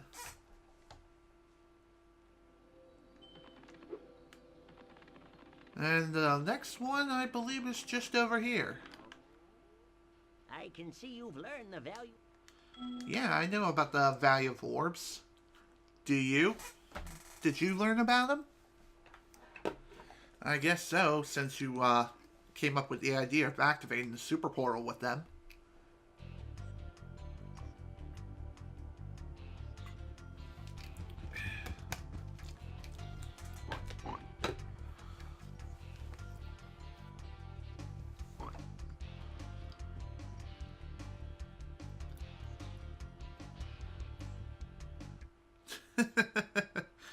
Not sure what's going on here, but it seems like everything is hunky-dory.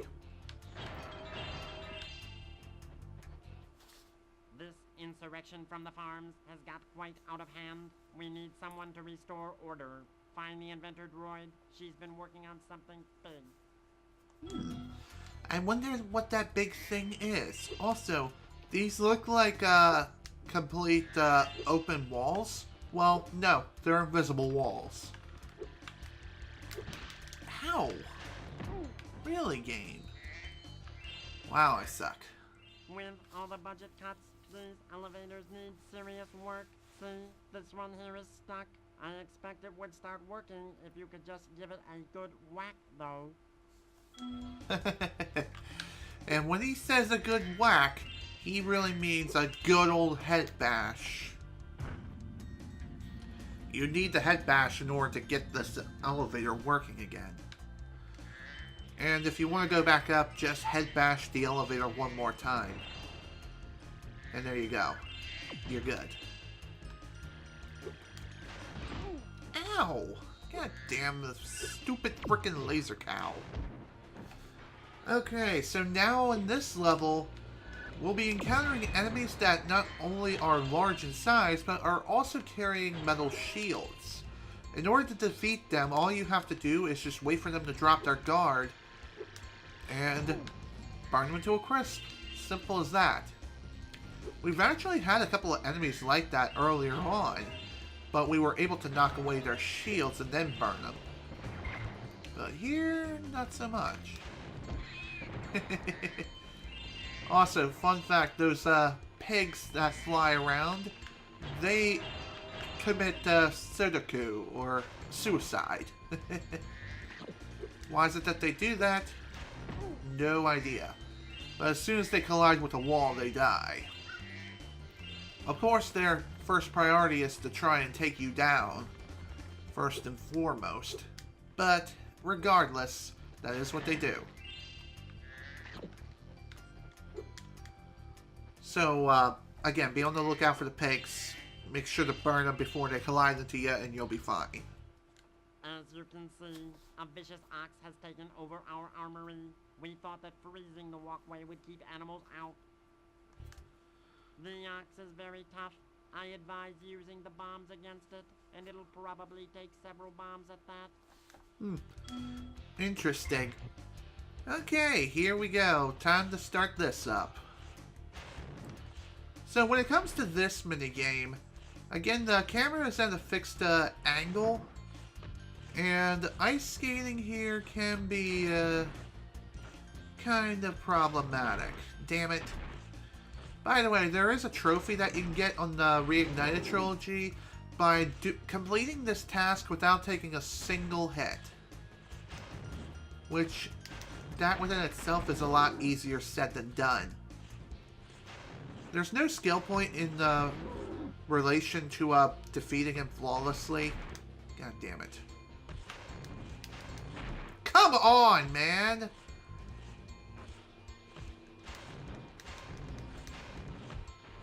I wish I could stop when I'm in the middle of frickin' ice skating, but no, you can't do that. You just have to keep skating and pray that a bomb ends up flying your way and you can knock it over to where the bull is. Okay, it's not a bull, it's an ox.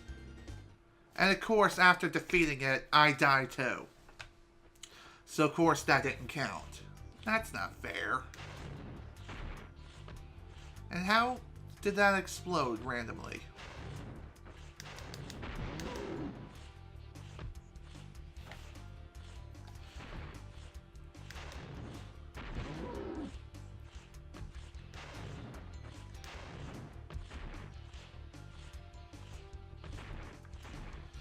Seems like the bull just loves to knock bombs around just at random.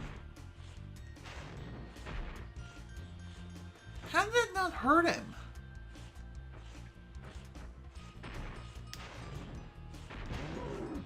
There we go. Damn.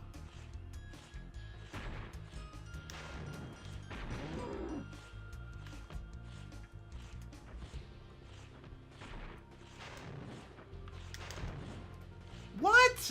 Did he seriously knock that bomb away with another one?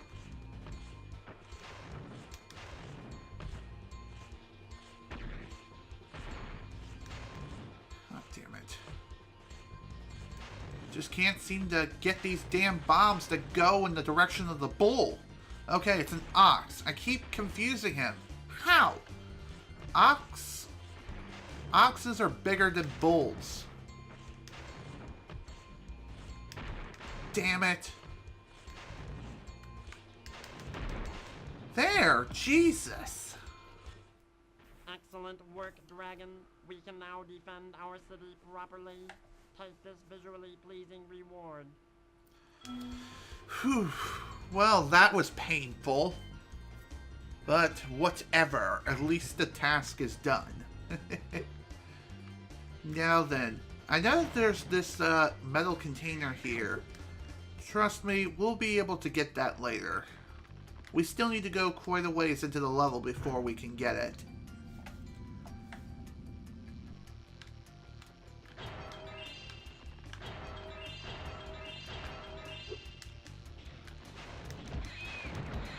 This is also a location where you'll find electrical water, much like in the one farm level we went to earlier. Try not to fall in, if that wasn't obvious. Ow. Stupid pig.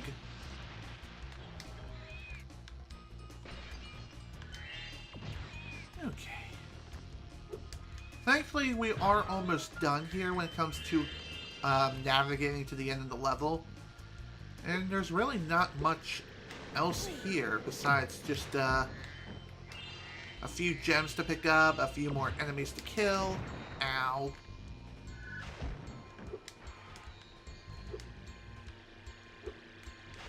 Seriously, screw these frickin' space cows sometimes, I swear. Wow, we're already at the end?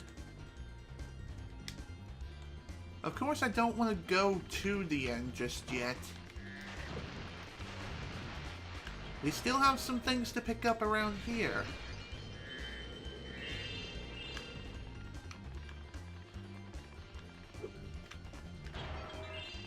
Oh, come on. How did I miss that?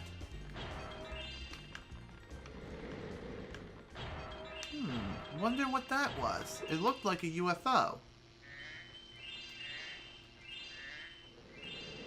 Well, let me tell you, we'll be dealing with that UFO very, very shortly. In fact, we're going to be going to go ahead and deal with it right now. Because this big thing that's going on here is this new power-up. Ah, Spyro. I heard you were coming. Thank you for your efforts in thwarting this attempted coup. Please take this item, which living creatures seem to like. Thank you very much for the orb. Even though I literally just got here. It's a first for Avalar. A combination power-up. Thank goodness you're here to test it out. These invading sheep and their spaceships must be stopped. Okay, so here we have this first ever combination power-up. This combines the Super Flame and Super Glide power-ups respectively. So this is freaking awesome. Best freaking power-up in the entire game. And the reason for it is simple. It is super freaking strong. You literally can shoot anything from any range with the Super Flame while also being able to fly around. Basically anywhere that you dang well please.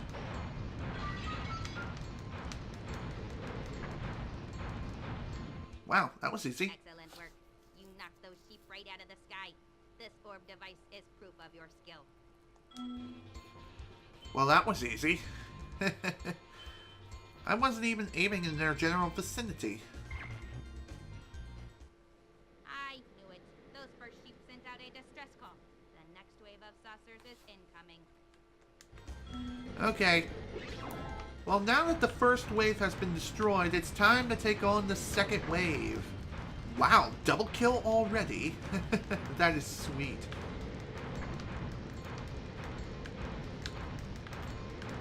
Okay, so really these guys, they're going to start retaliating now.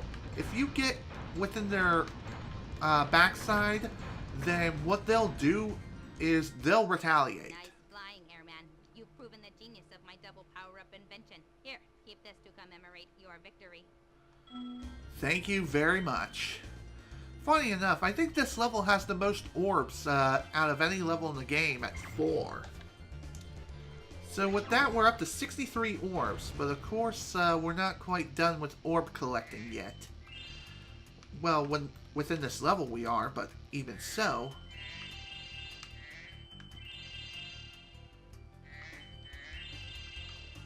Okay. Now that we're done with that, we still have quite a lot of gems to pick up. God damn it. Come on, let's get up. Thank you. You know what would be the most overpowered Spyro imaginable? Super Flame, Super Glide, Super Charge on command at any time. That would be the most amazing power-up in the history of man. Funny enough, I don't think I even needed to head bash that. I could have just shot it with my Super Flame and it would have worked too.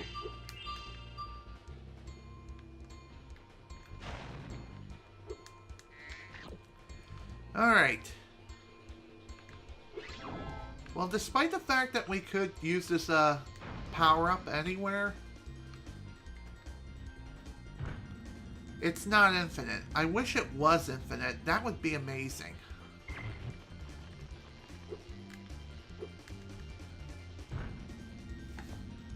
And no, you can't really use the Super Glide to get back to this room more quickly. That is not how it works. How did I miss? And there we go. Metropolis is done. Already. Hot damn.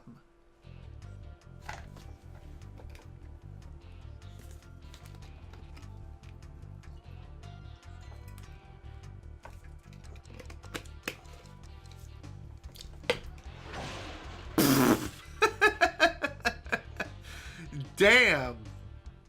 Damn that robot's rotten luck. Am I right? Or am I right? Here we go, folks. That's the end of that level, and I think we're done with all the levels in the game. Let me check the guidebook just to be sure. Yes, we are done. We're done with every single level in the game, so all we need to do now is go up and fight Ripto. And I think after we defeat him, we'll get one more orb from him. And that will make 64 orbs. So that is awesome. Alright, Spyro. You got the orbs. Defeat of Ripto is only moments away, right? Right? Well, anyway, good luck. He's right through this door.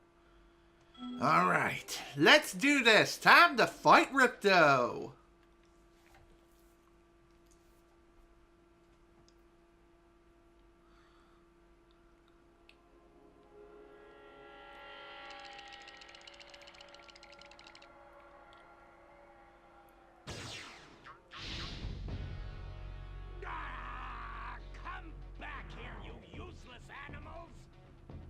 Hey, Shorty.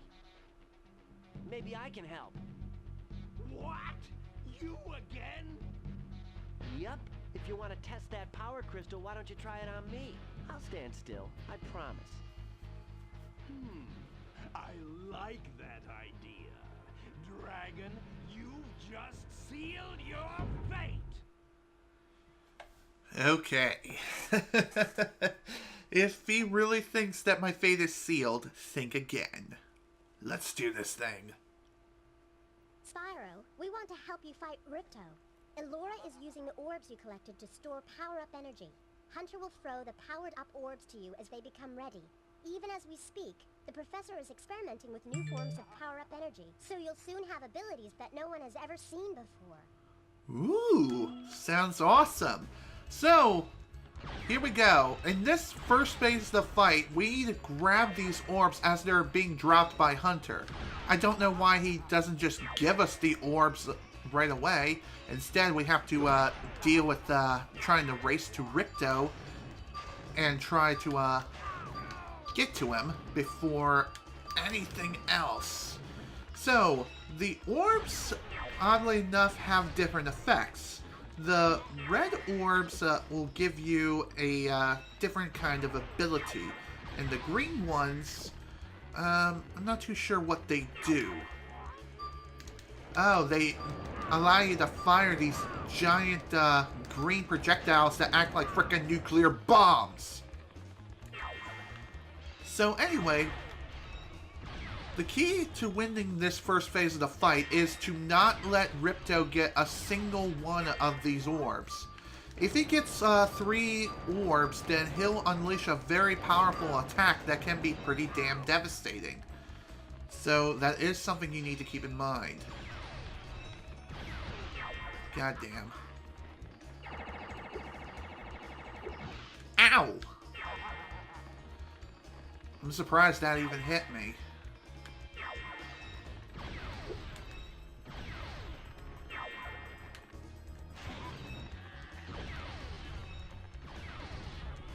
Oh dear, this is gonna hurt.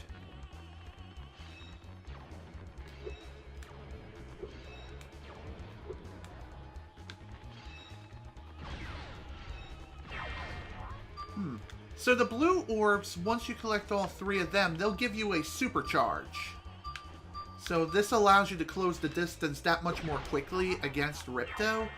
Just keep in mind, though, that the orb itself is... Come on, really?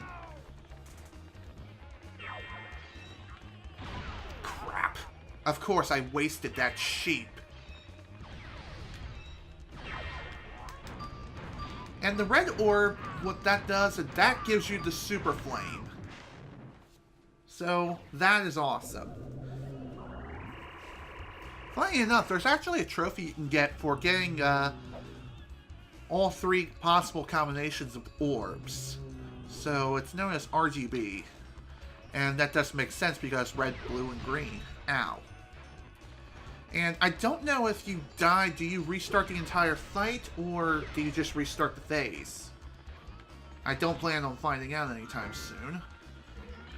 And just like with the first phase, you do have to get these orbs before Ripto uses Mecha Gulp to eat all 3 orbs, which he's successfully done.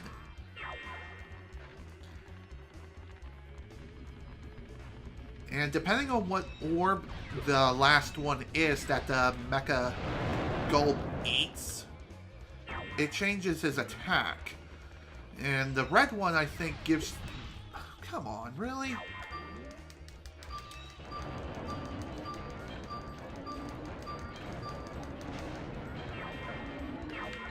Ooh. There's 2 blues right there. Excellent. And just like with all the other fights, there is a flawless skill point that you can get upon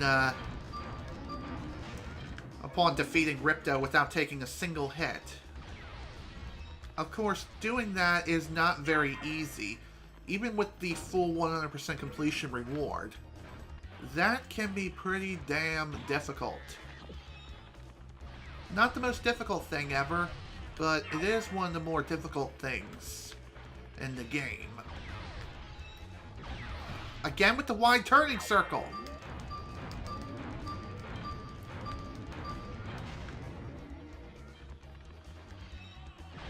Honestly, the best orb power-up that you can use in this fight is definitely the Super Flame. That or the green power-up. That one that allows you to launch nuclear bombs.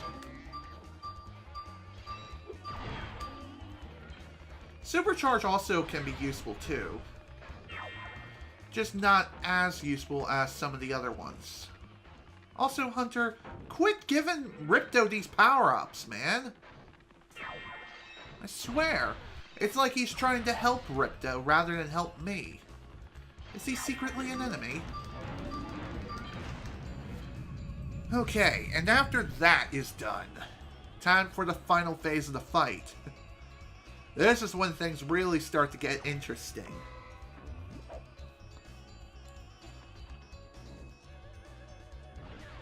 So with the power of the gold orb that just spawned out of frickin' nowhere, Ripto will summon a giant bird and will start destroying the arena. And so, after grabbing one of these orbs ourselves, we are then given the Super Glide and Super Flame Breath. Which, again, very nice to have. Just keep in mind, as this fight goes on, this becomes more and more difficult. And I don't think any more sheep will spawn for the remainder of the fight now. Damn it. I mean, if you get shot too many times, then oh dear, you're going to be in for a hell of a ride. Also, at certain points in the fight too, Ripto will start going out of bounds. He won't be going through any walls or underground or anything, but regardless, he'll start going outside of the battle arena to get outside of your attack range. All you really have to do in this fight is just mash circle until you win. It's literally that easy. The third phase is the easiest one in the entire fight, and like that, just like that, the battle's already won. He's that easy.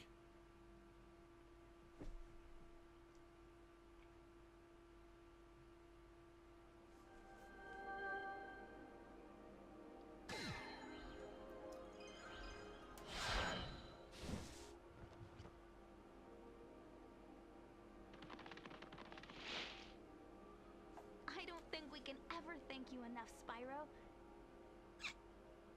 I suppose you have to go now? Yeah, I'd better. They'll be missing me in the Dragon Worlds, and I've still got a vacation to take. I need it more than ever now. Before you go, I think that Moneybags has something he wants to give you. I most certainly do not. Hunter?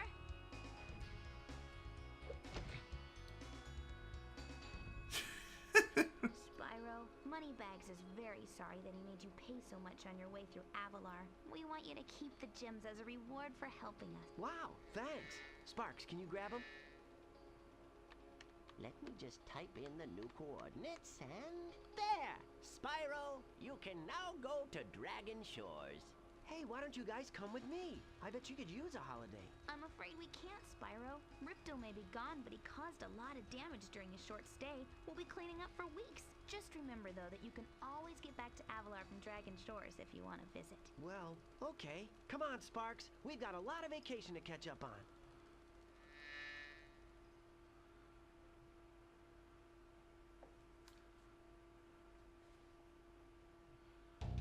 And there we go, folks. That's the end of the game, but of course we're not quite done yet. We still got quite a ways to go. All we have left is Dragon Shores, really, and then we'll get the 100% completion reward. So that's gonna be fun. And after all that is done, let me tell you, after all this, we're gonna still start going after the skill points. Because at this point now that we've reached Dragon Shores, once we go inside and get past the Gatekeeper, there is going to be a new option that's going to be added to our guidebook. And this option is known as skill points. And yeah, as I was pondering around and trying to figure out whether or not skill points are a thing in this game, they are. They are indeed a real thing in this game. We just didn't get any sort of text indicator saying that we gotten certain skill points when we did. So yeah, skill points are indeed a thing, and they were first introduced in this game. You're just not really notified that you've gotten one. The only way you can tell if you got a skill point or not is if you listen to a certain audio cue, and once you get that audio cue registered, then you're given an extra life as a result. So the skill points that we did manage to achieve are registered, and they're registered as skill points that will be added to that next option. So, I managed to look up the amount of skill points that there are in this game, and there's 16 skill points in this version. I don't know for sure, but I think there's more skill points in the Reignited trilogy of the game. Then again, maybe they're just trophies that add on to the additional skill points. I'm not too sure. But regardless, all the skill points that are in the game, there's 16 of them in all. And funny enough, just like with the Ratchet and Clank series, the skill point list is not necessarily listed. It doesn't tell you what you need to do in order to achieve those skill points. Those things you have to look up on your own, which is pretty lame if you ask me. It can make someone just trying to figure out what the hell are skill points, how do I get them? And given the fact that the internet wasn't as widely available back when the game was originally released, it was more of a luxury, if anything. And just being able to look up that information was not as readily accessible as it is today. That's for sure. Another thing that's worth pointing out too is that when you're viewing the credits sequence in the Reignited trilogy, all three games share the same exact credit sequence. And why is that? I'm not 100% sure. But regardless, the original trilogy have their own credit sequence, and just like with Spyro 1, you get to get a nice tour of all the levels that you visited throughout the world of Avalar, throughout the entire sequence. And also the credit sequence is not anywhere as long as it is in the Reignited trilogy, because there was a lot more done in the Reignited trilogy than here.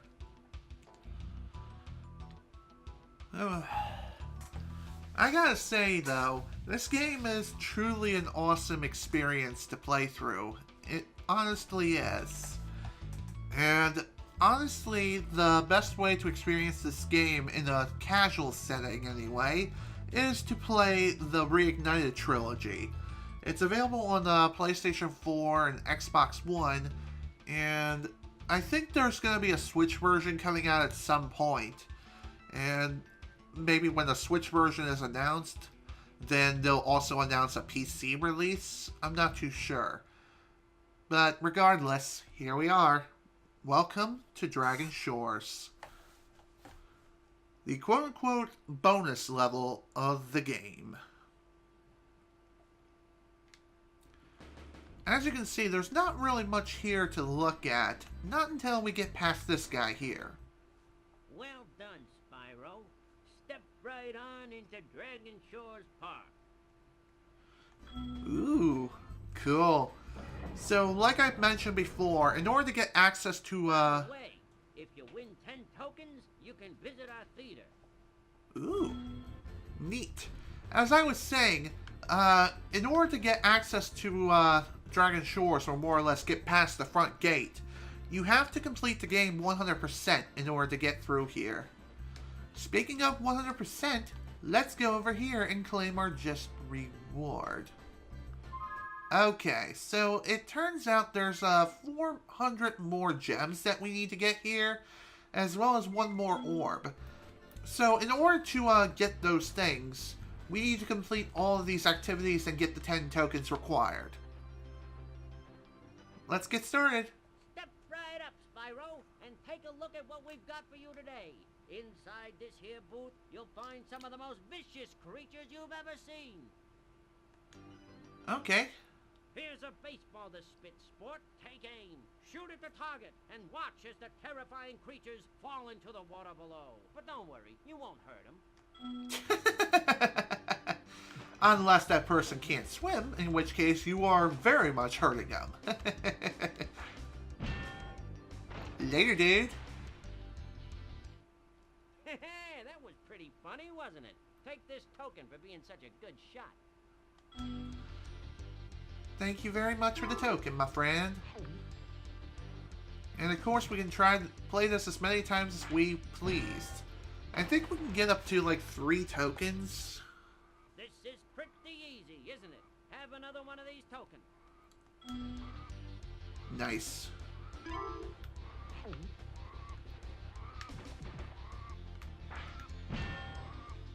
Later, dude. Suck it. Wow, you really are a great shot. Take this. It's my last token. Okay, so you can get up to 3 tokens from this guy here, and you can continue playing this if you want, just for funsies, but really that's about it. You won't get any more tokens out of him after that. Alright, let's move on to the next activity, the Tunnel of Love. Free, free, free. You pay no money down and make no monthly payments. In return, I'll give you 1 token. One is all he can give, but I can ride this as many times as I like. Hop aboard, my friend. Alright, let's hop on in and see what we get in the Tunnel of Love. Even though we're kind of riding it up on ourselves. Okay, why? Somebody call the police!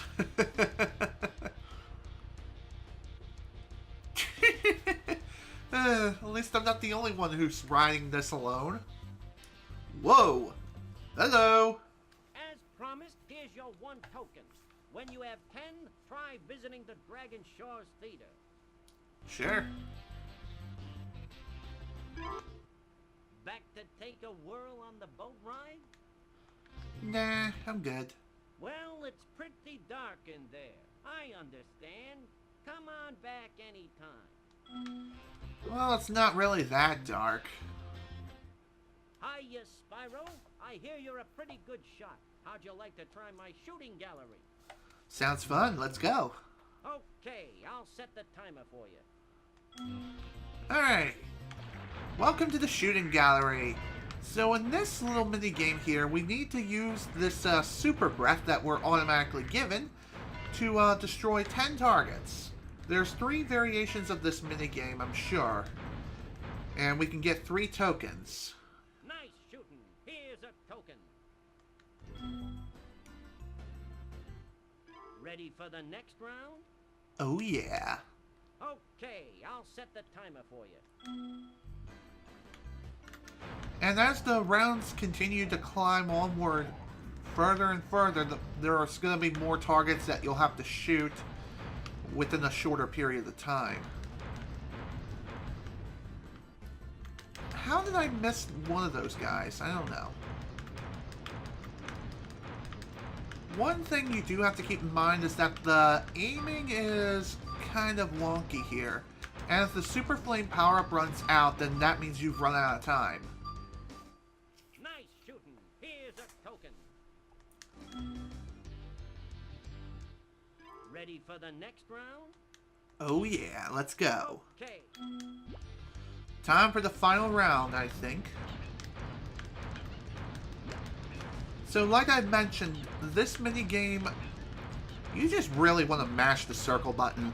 It's not like the Super Flame power-up runs out any faster if you miss shots, so it's not a bad idea to spam. Just mash like there's no tomorrow. Of course, the fire rate of the fire itself is rather limited.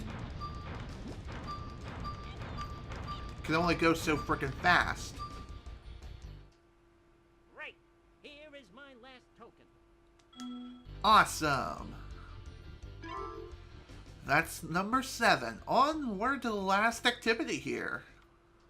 Welcome to the Dragon Shores coaster. Here at the shores, we don't just ride, though. If you can pop all the balloons on the track, a token is waiting for you. Ready to ride?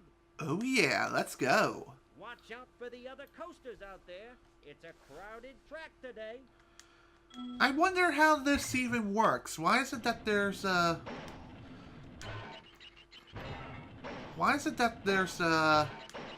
children lying around on the frickin' tracks themselves? Somebody better call the police. Kind of funny how the different citizens of whom you encountered here in Avalar, they're all riding this coaster here. Heck, they're even in the Tunnel of Love too. That's pretty funny if you think about it.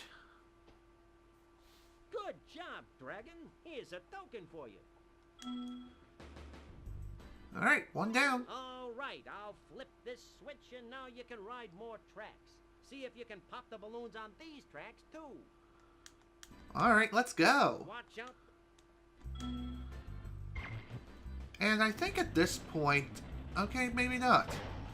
I was going to say, at some point we're going to be given a cannon which we'll have to use in order to pop certain balloons out in the distance. I think that's only, that only applies to the final round though. So, since we have more access to more tracks, we'll be encountering forks in the road. So in order to take the correct path, you just need to move the analog stick in that given direction. How did I miss? Okay. I don't know why I didn't go in that direction I wanted. Whatever. Just keep in mind, as you're going through these tracks here, the obstacles that appeared previously will appear again. And they'll appear in the same exact spots, too. So that is something you need to keep in mind as you're going about this.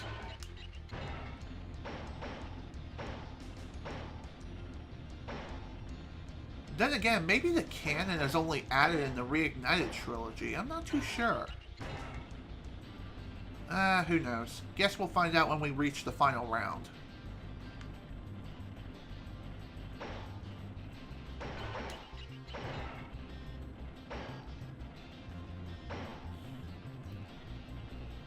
Gotta say, this coaster is quite fun to ride. Gotta love that loop-de-loop, am I right? Hey, not bad. Here's another token. Alright, one left. There's one more run, and you're on a roll. There's a cannon installed on your car for this run, and you'll have to shoot balloons too. Are you gonna give it a try? Oh yeah, let's go. Watch out for...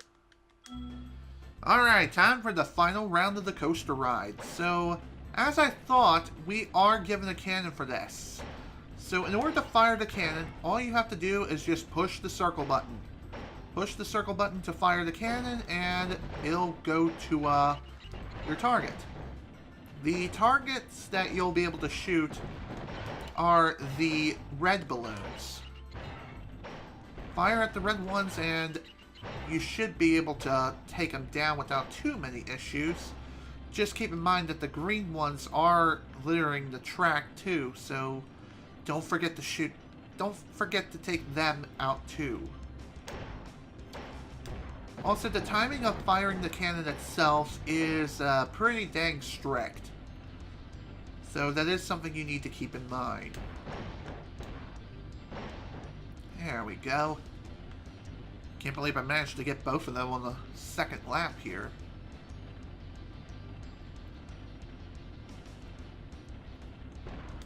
Damn it. Of course I missed that.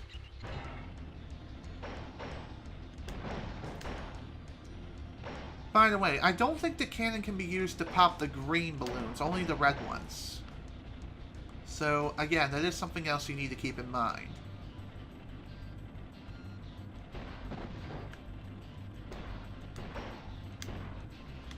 Also, some of these balloons that you need to shoot at can be pretty difficult to hit. Some of them are out in a pretty far distance, and if you miss them, then unfortunately you will have to complete another lap in order to get another chance to shoot at them again. Alright, one left. One more to go. That's all we need to shoot. Hopefully we'll be able to hit it upon exiting this.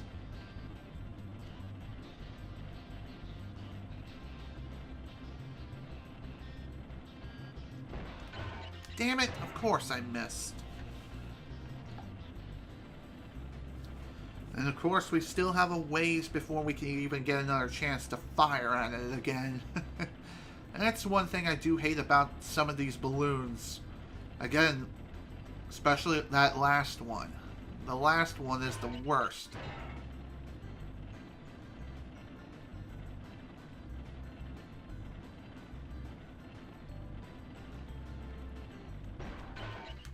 Okay, is it me or does that one kill?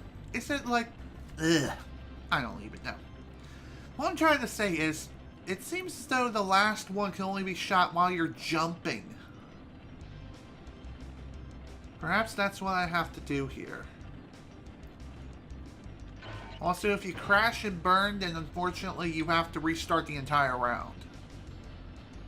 So, that is kind of lame. Got it! Wow, you're a natural. You've conquered the coaster. Here's my last token. Alright. Well, Spyro, it's your lucky day. You've managed to win enough tokens to enter the famous Dragon Shores Theater. Go on in and enjoy the show. Sounds good to me.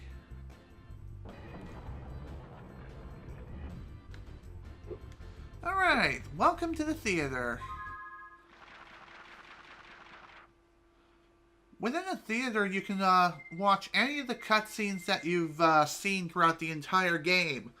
And when speedrunners do the any percent category, they glitch their way into Dragon Shores, and they just simply watch the last cutscene of the game here. And upon doing that, that triggers a flag within the game's memory and whatnot, where you have access to every single ability in the entire game. Of course, we still have the missing gems, as well as the last 400 gems. That is still something we need to figure out. Okay, so this last section here that's added to our guidebook now, this is where we get access. We can view all the skill points that we achieved in the game. Let's see. We have Scalus Badlands, Heracross, Fractured Hills, Gulp's Overlook, and Scalus' Badlands. We've attained 2, 3, 5 out of 16 skill points, so we still have 11 left. However, getting the last few skill points in the game, all we really need to do here is just we need to get the 100% completion reward.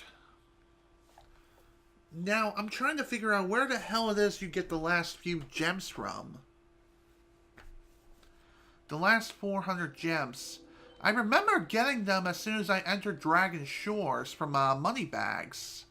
Then again, I think they're automatically given to you. So, what the hell am I missing here? That may be something I'm gonna have to figure out on my own. Maybe I have to watch one of the cutscenes in here? Maybe not completely? Let's try this.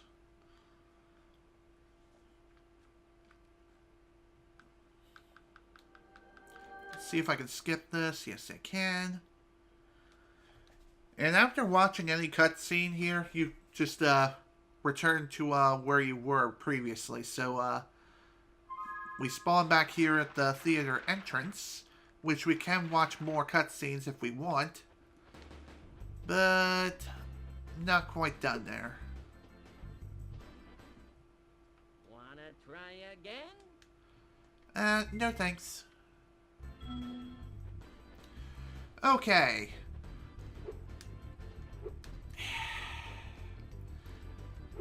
Seriously though, where the hell are these last 400 gems at? And the last orb for that matter?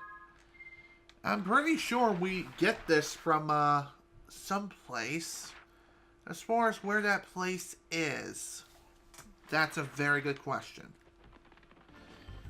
I mean, again, I remember in the Reignited trilogy that I got the last few gems I needed, along with the last orb after reaching Dragon Shores.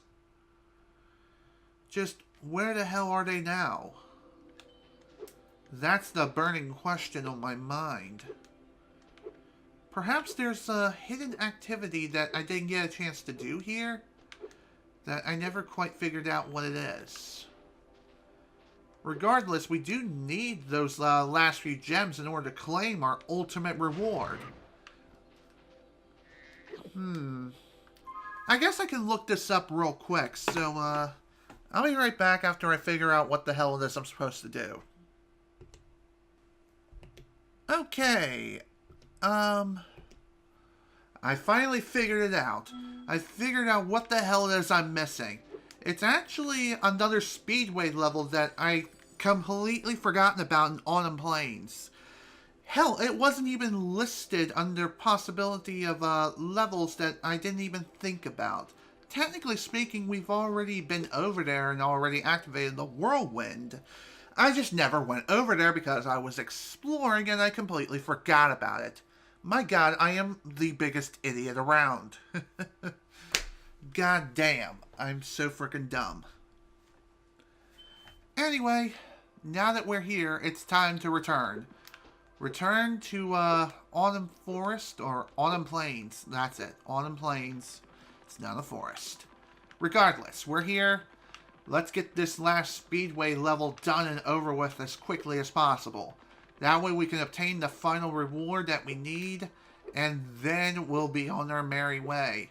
Funny enough, the walkthrough I was using previously, it didn't even list this level. Heck, it even didn't even list the Icy Speedway.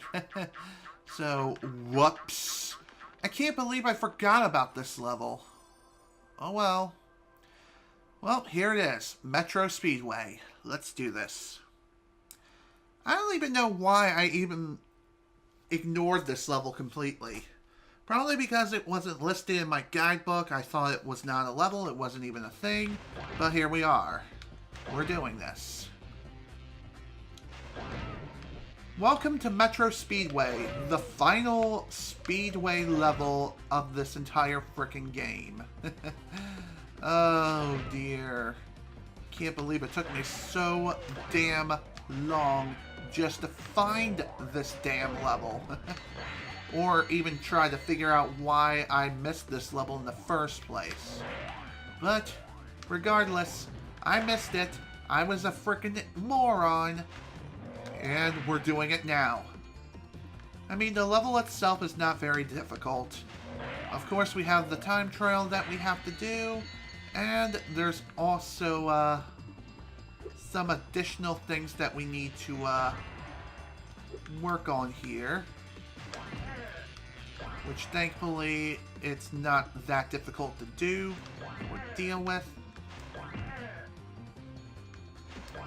And I'm not 100% sure what the route is for completing this super quickly, but I think I've already screwed up majorly because I really went off course because of the way I tackled these things. Yeah, most definitely. Dang it.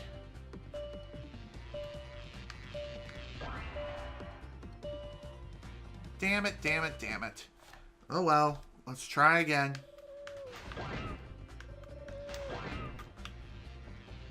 Funny enough, there's actually a trophy that you can get here on this particular speedway in the Reignited trilogy, where you have to destroy a certain obstacle first. And if you take on those things first, then you'll get the trophy as a result. So that's nice. As far as what that trophy is... Okay, how did I miss that guy? I think the first thing you have to do is take out the birds. Which, it's pretty easy to not get them all first.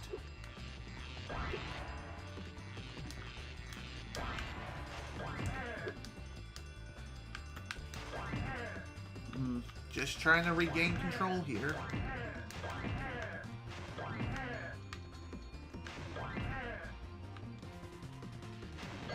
There we are.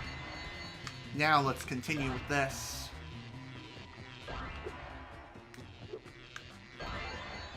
There we go!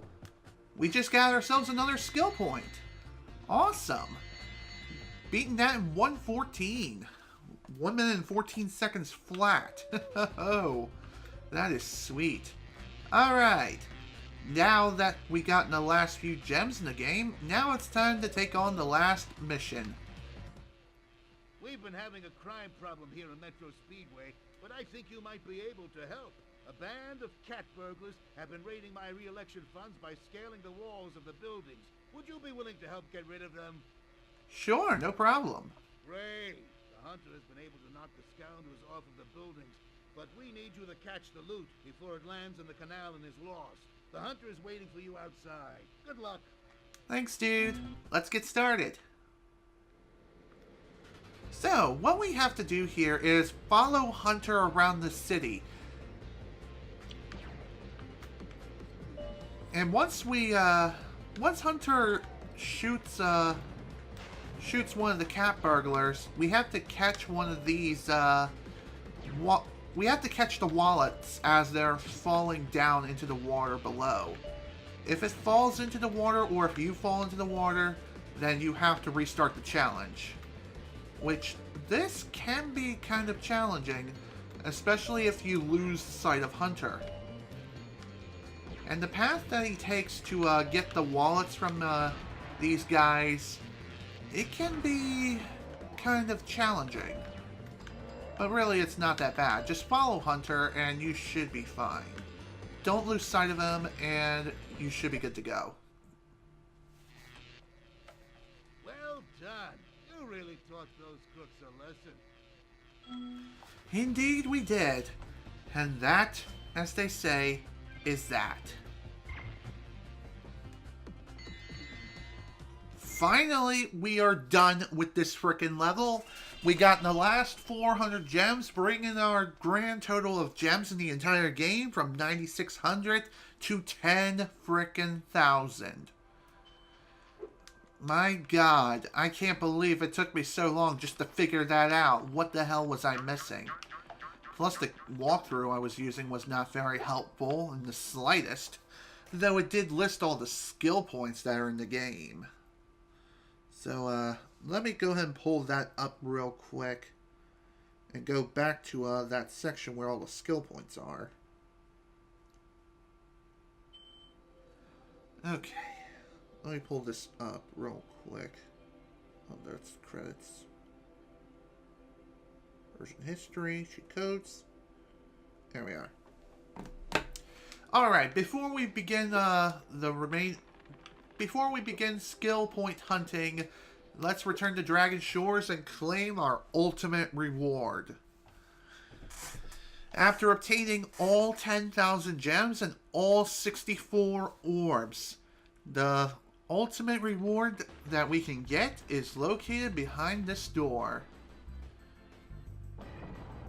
And here we have a Super Flame power-up, but unlike all the rest of the power-ups in the game, this one is permanent, which is freaking awesome. Now we have an infinite Super Flame, and we can use it wherever we desire. Heck, you can even carry this to you. Bleh, you can even carry this with you into a second playthrough. And that, my friends, is known as New Game Plus. If you start up a new game after collecting the Super Flame power-up within the same session, all you have to do is just load up a new save file and you'll have the Super Flame power-up with you. So that's awesome. Let's go ahead and start the first major skill point that we need to achieve here. And that is defeating Ripto without taking a single hit. That should be easy enough.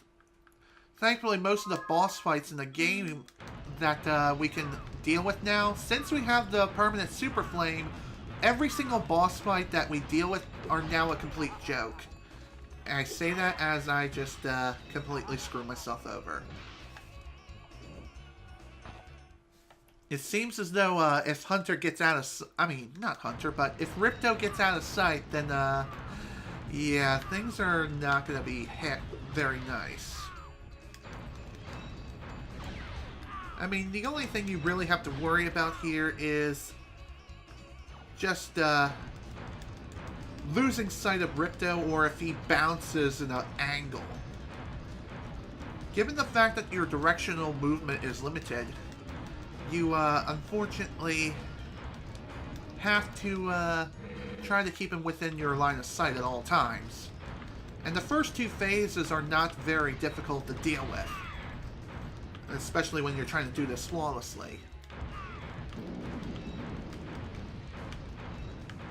When it comes to the final phase, however, this is where the phase becomes the most difficult. I guess a good piece of advice to have here is just try to dart around left and right constantly and stay low, but not too low where you will crash into the lava. Ripto will eventually get to a certain point where you can get a good shot on him. And you may even get lucky enough to score a few extra hits in. And if you can do that, great. Just keep in mind, though, that he does have invulnerability phases. And, God damn it. And of course, if you get hit, then you have to start over. That sucks. And you have to go back to phase 1, too.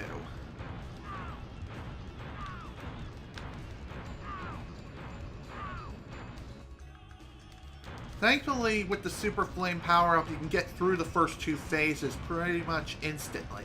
Just mash the frickin' fire button, and eventually you'll take him down all the way to the final phase. Just again, don't get hit, and you will get the skill point that you oh so rightfully deserve.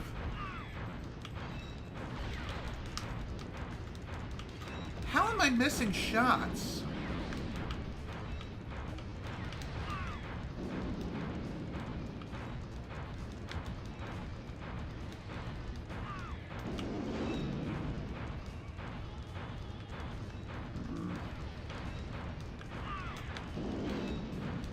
Again, this should not be taking as long as it is.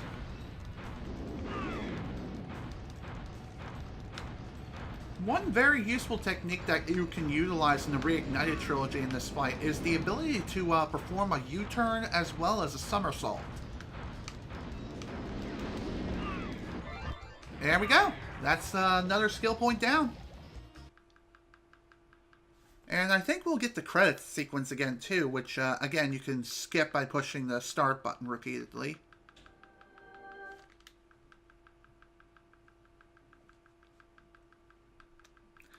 And like I said, this makes the boss fights a complete joke, which is pretty awesome if you think about it. Okay. Now then, onward to the next skill point that we need to worry about here. Let's see. I believe Canyon Speedway is in this world, which we did take on not that long ago. Yeah, there it is, Canyon Speedway. And according to the guide here, we need to complete that speedway in 1 minute and 18 seconds. So, yeah, let's get that underway. Let's go ahead and get that started. And as soon as I can go to the right place, that is.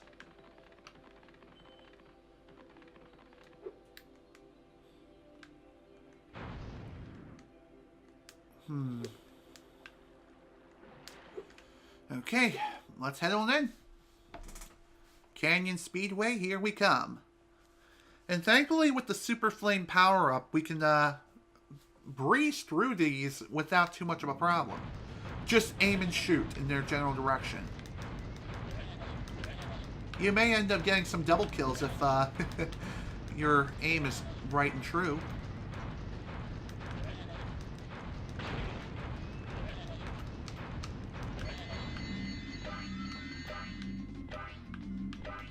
It also helps, too, if you're able to nail the targets as soon as they get within your line of sight. I mean, if you can't, then you can still tackle it the normal way. Which, that does help.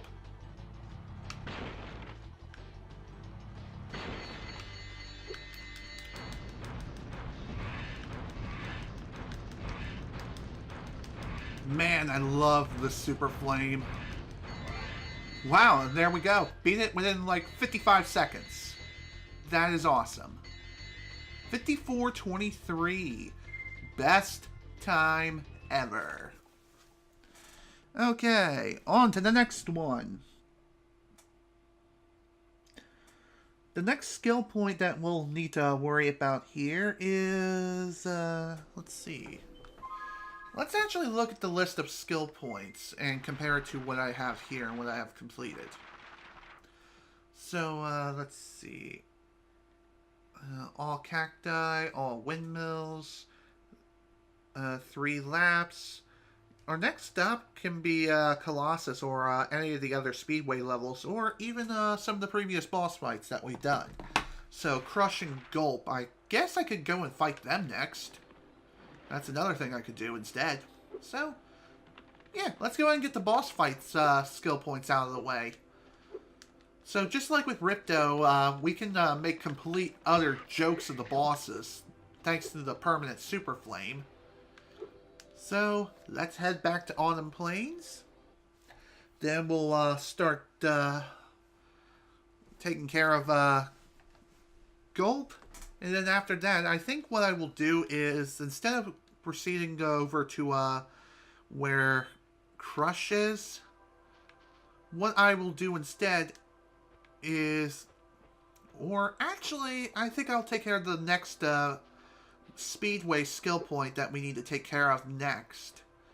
So the next Speedway that we need to do as far as the skill point is concerned is Icy Speedway, which is somewhere in this general area here.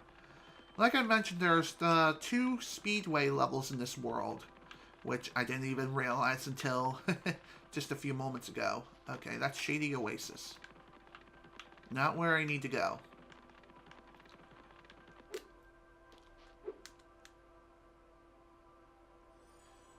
Here we are. Here's Icy Speedway. Let's do this. So for Icy Speedway, I think the skill point for that one is under 1:15. So let's get started.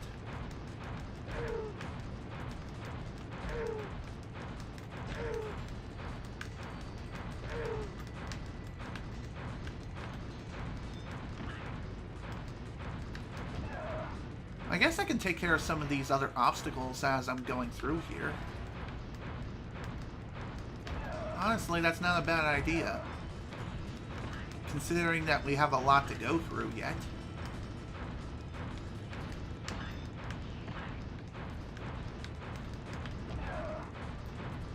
And thankfully you don't have to worry about running out of time anymore after completing all obstacles on your first go.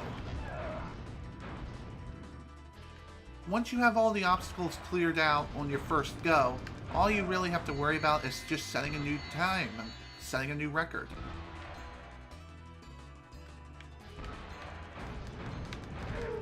Okay. This was clearly not the best idea.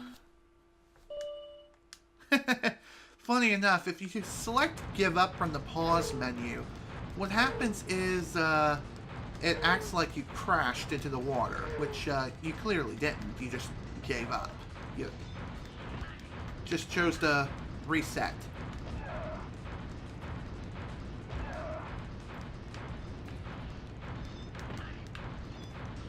How did I miss that ice skater?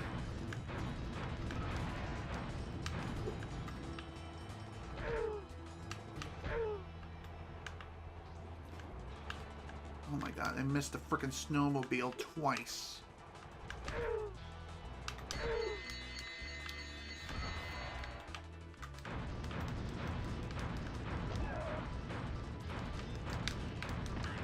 Oh, come on, game. Really?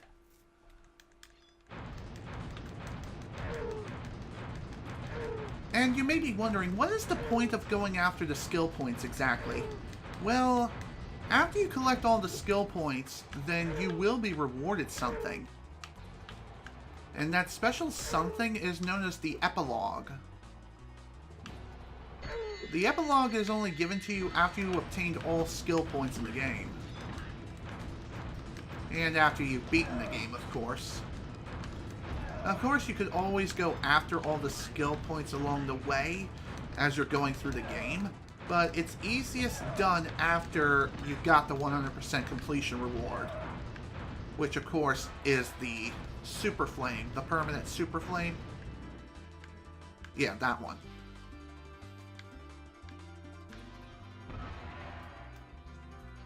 Okay. Clearly, I did not optimize this frickin' speedway very well.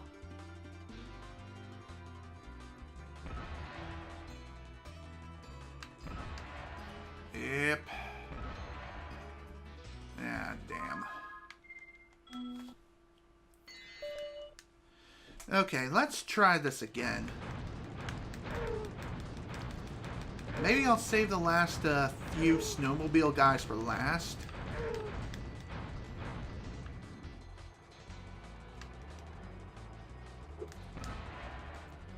Yeah, that's really the best thing I can do. That way I can start going after these archways. Although crashing and burning definitely doesn't help things along. Especially considering where I was at.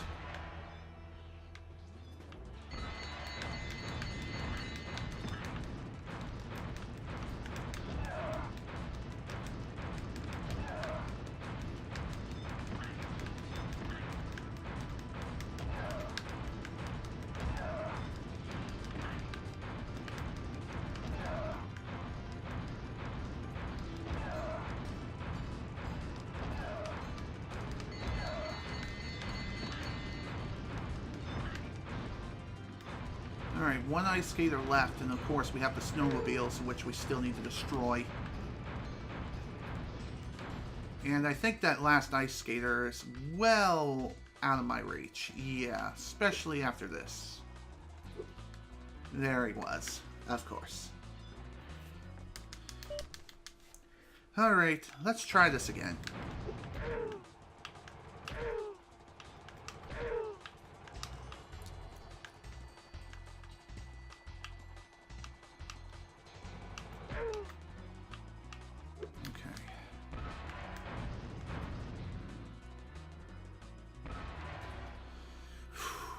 I really need to work on optimizing this level for sure.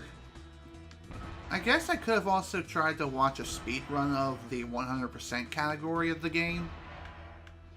And perhaps there I would have learned something. How did I miss that freaking ice skater?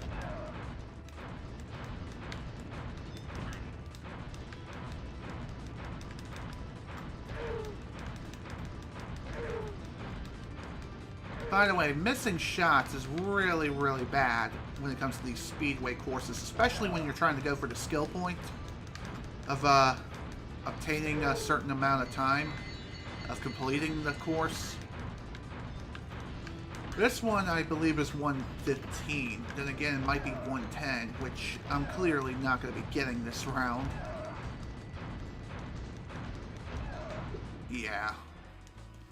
If it's like 1 millisecond past 115, you might as well just crash and die.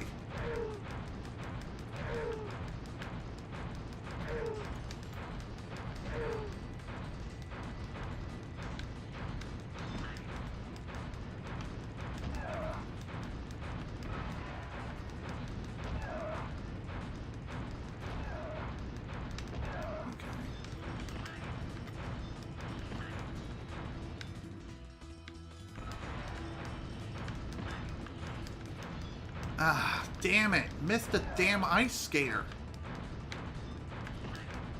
There we go.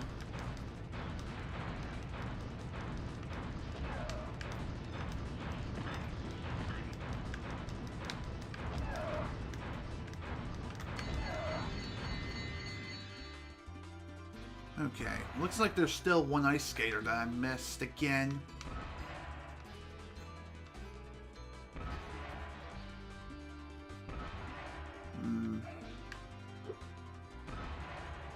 Still not optimizing this very well, especially after missing a frickin' snowmobile. Once you're in the 1 minute range, you might as well just go ahead and give up, especially if you're like several obstacles behind.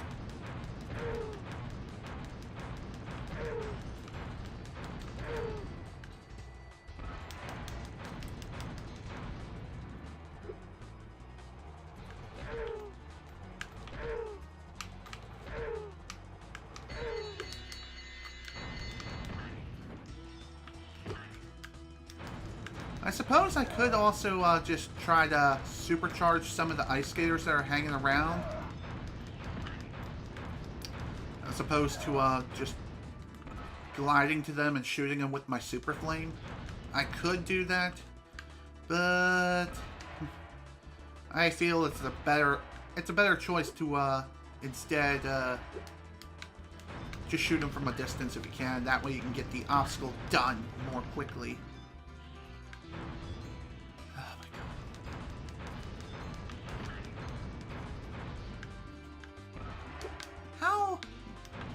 How did I miss?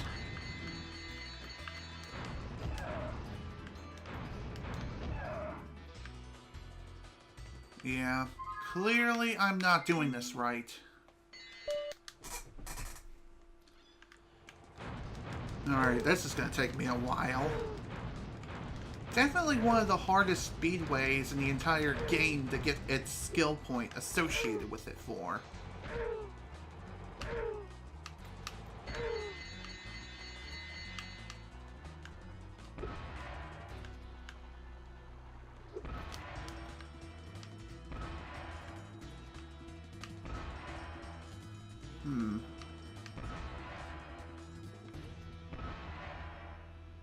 Maybe it's a better idea to just do all the obstacles in order.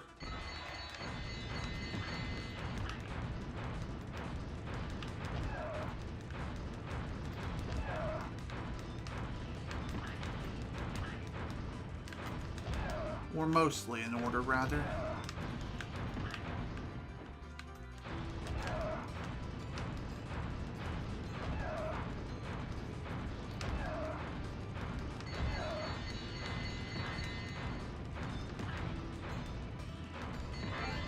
There we go. Finally, goddamn. 10601. Jesus, that took forever. But I'm definitely glad we were finally able to complete that particular skill point. Goddamn. And we still have a few more Speedway challenges to go. Alright. On to the next skill point that we need to do, which is located here in Gulp's Overlook. Like I've mentioned, there are actually two skill points here. The first one is just defeating Gulp without taking a single hit, which you can do super easily by freaking spamming the Super Flame power-up. Just keep firing and he won't even be able to move. Quite literally.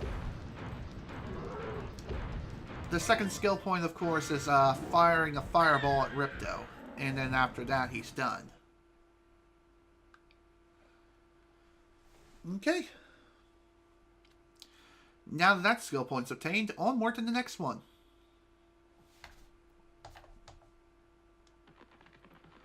Onward to the next major skill point, which is located in Summer Forest. Wait, why don't I just take this whirlwind rather than the stairs? So much easier.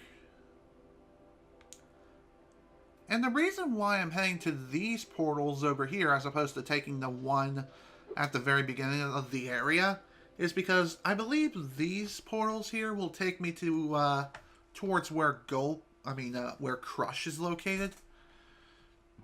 So in other words, the very end of the area. So that's pretty nice.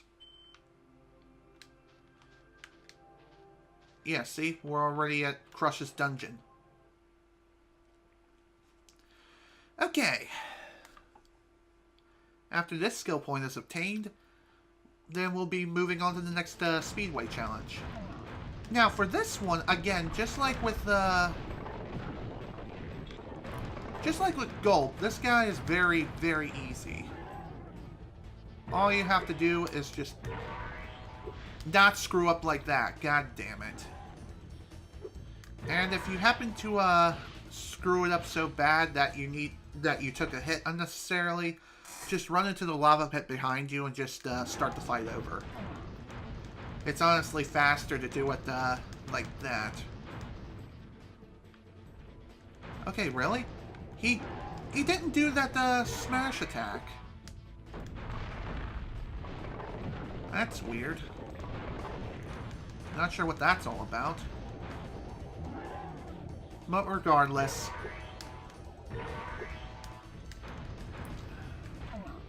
all you have to do is just shoot him with one of your super flames, and he'll just get so pissed that he'll start smashing the ground.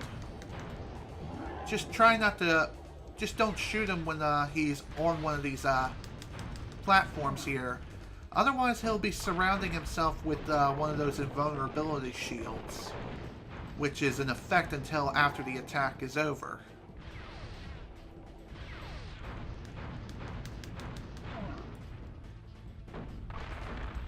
When he gets down to his last few hits, then he'll start chasing you down in order to try and smash you. Okay, really? How did that not hit him?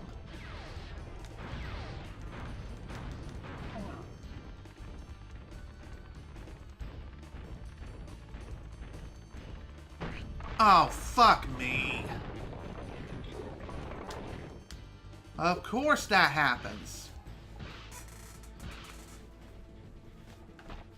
I have the worst luck when it comes to him smashing me. Or when it comes to any enemy that has the ability to smash.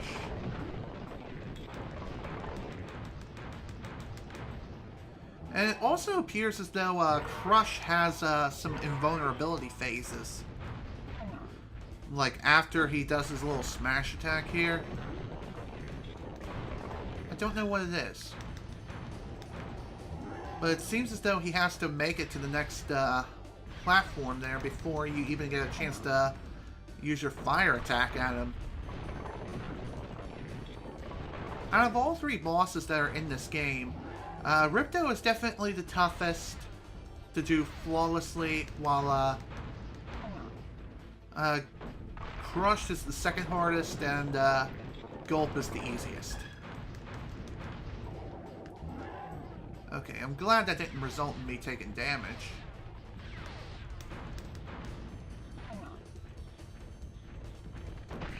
How the fuck did that hit me? That is bullshit. At the highest degree. Clearly he did not hit me with that damn hammer. That is just bullshit. Okay, it's not a hammer, it's more like a club. But you get my point.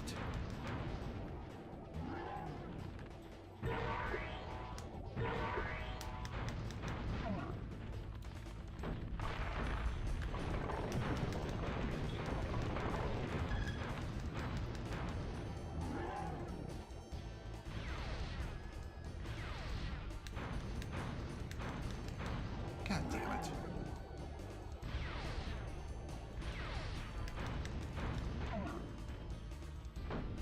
Come on, Crush. We don't have all day. Just accept your beating and die.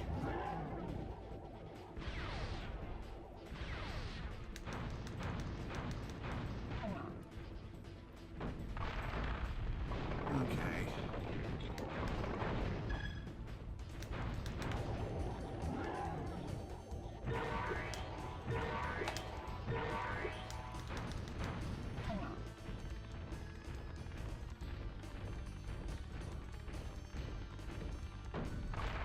Oh, thank you.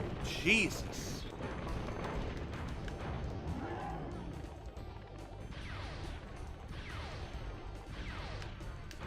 I guess I just have to keep moving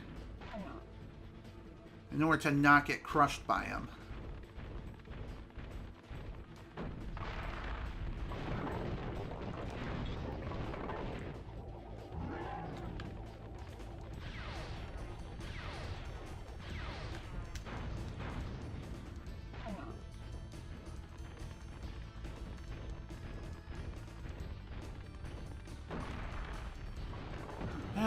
There we go. Finally. God damn. That was painful. But I'm very glad that the 3 boss fights that we needed to get through and defeat them flawlessly, that's done. That's over with. Okay. We got let's see. The next skill point is located in the level Scorch. Scorch is here in Autumn Plains. Neat. Okay, let me check my skill point list just to be sure. Perfect, perfect, perfect. All cacti, all windmills. Perfect in hockey. That's in Colossus. Might as well take care of the Scorch skill point while I'm here. So in Scorch, you need to, well, scorch every single tree that's in the level. Let's go find it. Let's go find Scorch, and then we'll get started. Over there is Zephyr. Okay. One thing I really love about the Reignited trilogy is that any levels that you've been to previously, you can just instantly warp there from the guidebook. I don't know why you can't do that in this game. You still have to go to the levels physically in order to re-explore them. Okay, why did I just freeze temporarily? Was I walking into a loading zone? That's weird. If anyone can explain that shit, please let me know. Alright, welcome back to Scorch.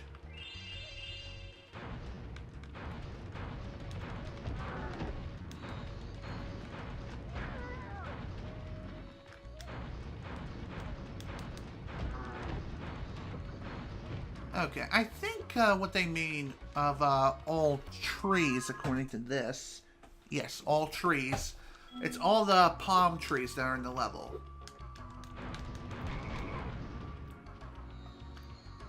you don't necessarily burn the actual trees themselves, but instead what you do is breathe fire onto the trees with the super flame and knock them around a bit. I think this also applies to the monkey area too. Those count as trees you need to burn. I could be wrong, but maybe it counts, maybe it doesn't. Regardless, I guess we'll find out as we go about this. Man, I love this super flame. Definitely one of my favorite power-ups in the game. My favorite, though, has to be the combination power-up of super flame plus super glide. And funny enough, if you get a super flame power-up in the level, it doesn't knock it... It doesn't mean that you'll lose your super flame upon time running out. You'll still have your permanent super flame. In fact, it doesn't really make it any more powerful than it already is. So, that is pretty interesting.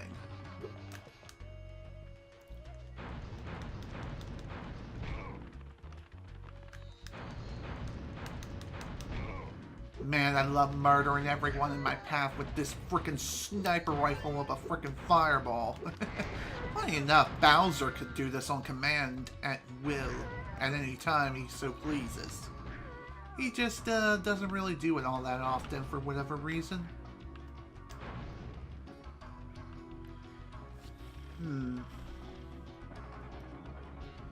I know there's another tree or two around here somewhere. Okay, I hit that one already.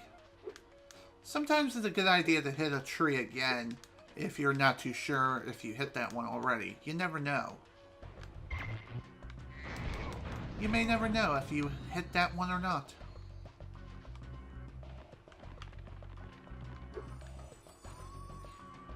Actually, now that I think about it, maybe the skill point for this is not to hit all the trees, but rather to do that one minigame where you have to dodge the bombs.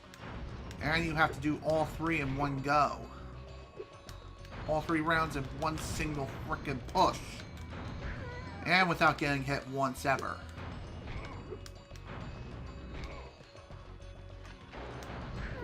Could have sworn that was just a trophy and reignited. Because I'm pretty sure I hit every single tree here.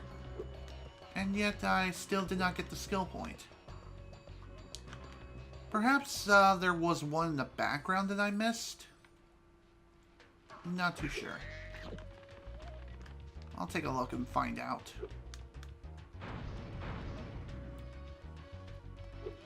I find it kind of weird how the sand over here, it looks like you can run up on it, but instead you slide down the sand like it's a slippery surface. What's up with that? I have no freaking clue.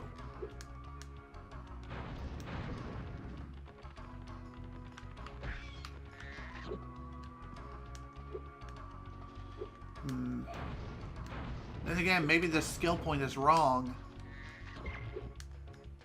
It's not all trees, it's something else.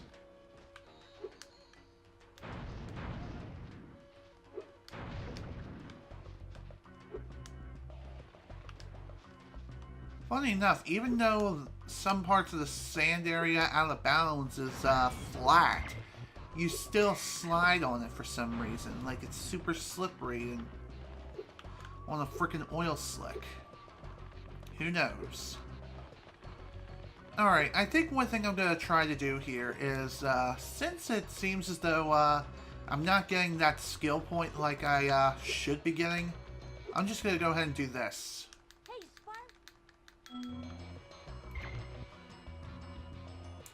I'm just going to go ahead and do this mission again. This time, however, we can't take a single hit while we're doing this whole thing. Which is a lot easier said than done. I think that is the skill point here. If not, then I don't even know.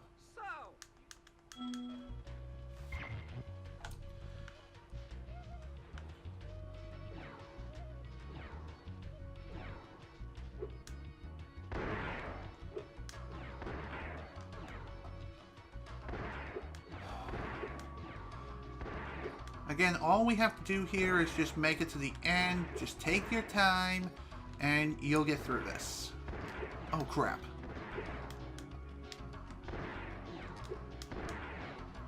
That was too close. That was only the first round.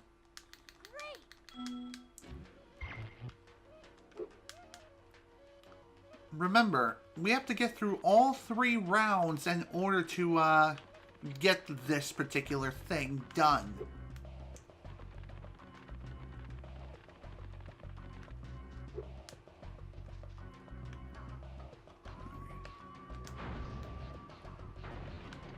There we go, knocked him off his high horse. Still after my...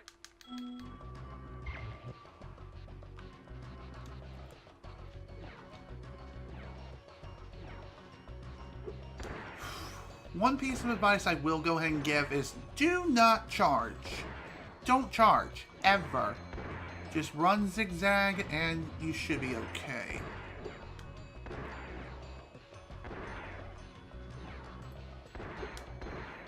Sometimes it may not be a bad idea to fall back a little bit to regain some lost ground. Thankfully, this guy is more than willing to just stick around for a little bit and stay where he was previously. Shut up. Sucks I have to deal with you because I didn't talk to you earlier. Okay, thankfully that doesn't count as me losing that particular mission. Okay, one more to go. Last round. These can take quite a while, so if you're not very good at dodging these things, then oh dear. Oh dear, oh dear. This is definitely not going to be fun.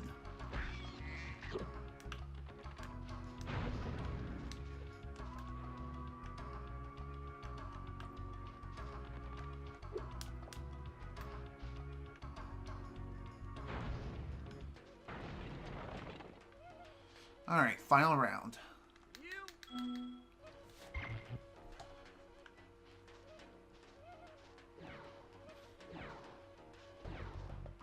Oh shit.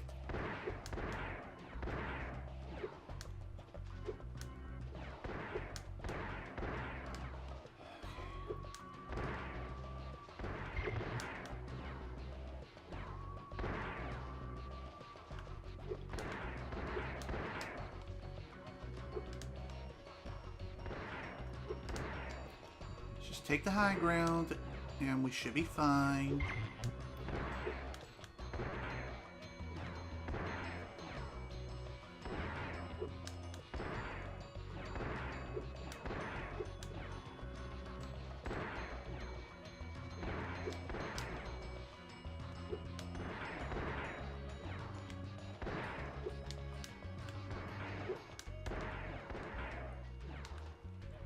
There we go. Didn't get hit once.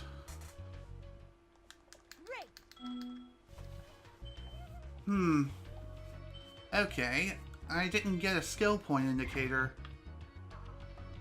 Okay, so that was not a skill point. Huh. It really is only a trophy on PS4. Or an achievement on Xbox One.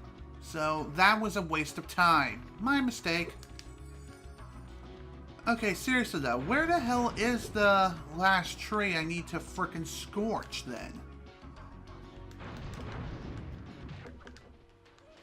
I've hit every single tree that there is in this entire level, including in the area where Hunter has to catch monkeys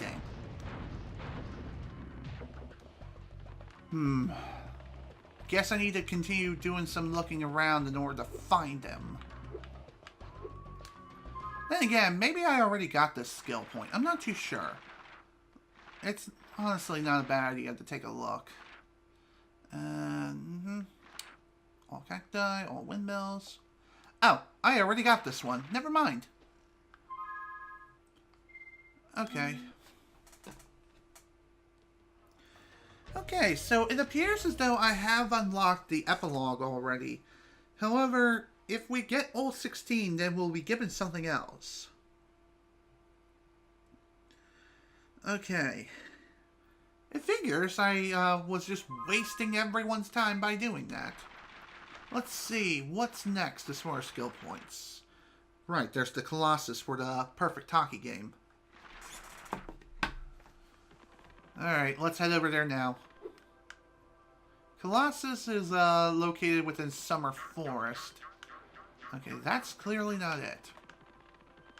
Here we go. I feel like I have to frickin' pee now. Dang it. Oh well, not really much I can do about that at this point in time. Of course, I can always just go. It's not that big of a deal. Alright. Let's head into Colossus now. If you guys remember this level, this is the level where the Chanters were being chased around by the different enemies here. The goats.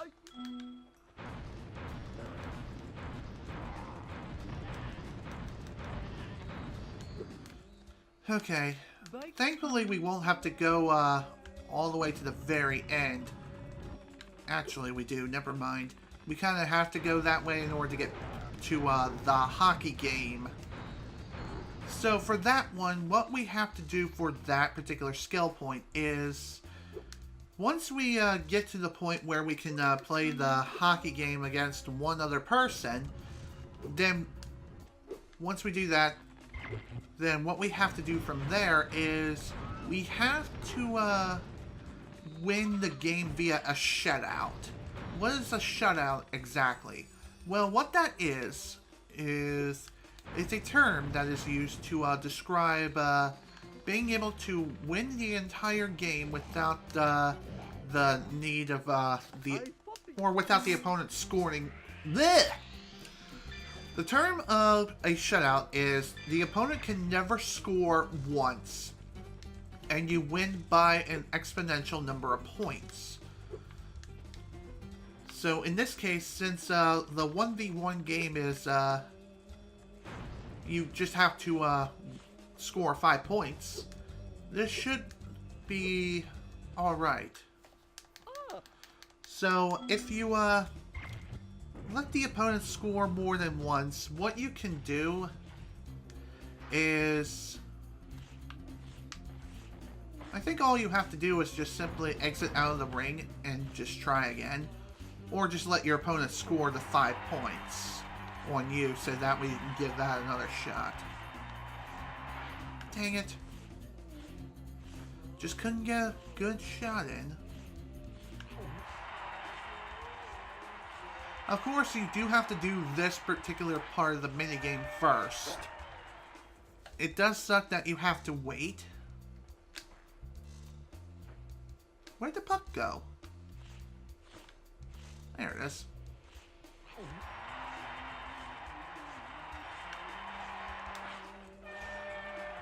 There we go.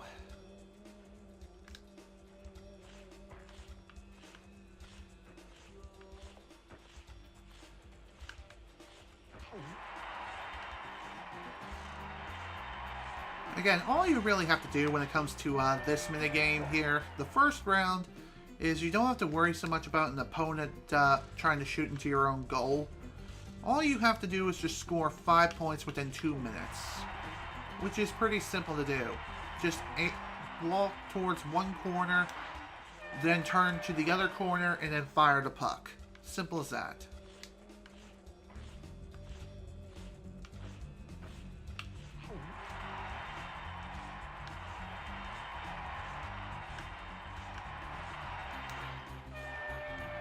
Okay, that's the first round down. On to the next round.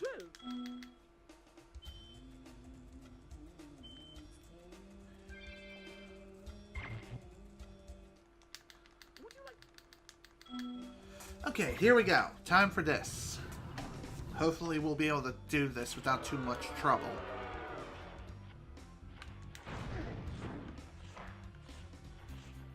Thankfully with the Super Flame, this can be a little easier done.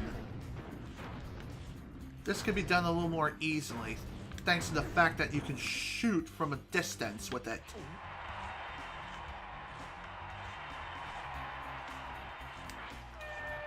There we are. Okay, seriously, goalie, why can't you shoot to me rather than to my opponent?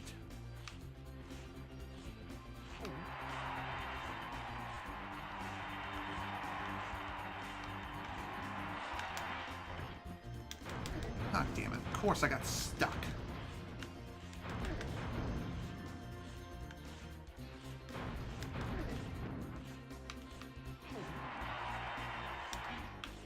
Damn it, I missed. You better block that shit, or I swear to God, you were so fired. Also, that was complete bullshit. God damn it, I gotta start over now. All because I couldn't pick up the goddamn puck. Did I tell you what? Yes, restart the game. Thank you. Thankfully, you can just talk to the guy who initiated the challenge in the first place if you need to restart the game.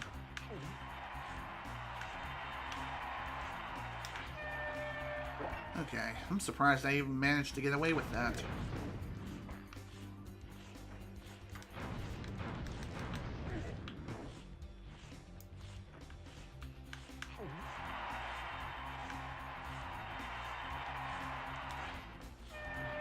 Phew. Okay. It was a bit of a ways downtown, but I don't care. Even if it is a basketball term, I don't care.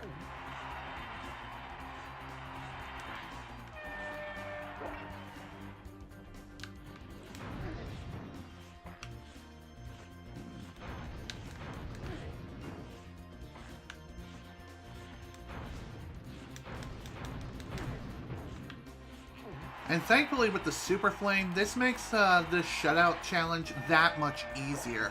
Simply due to the fact that the Super Flame has a really long range, and shooting him is pretty easy. Also, he's huge. You better get that, I swear to God.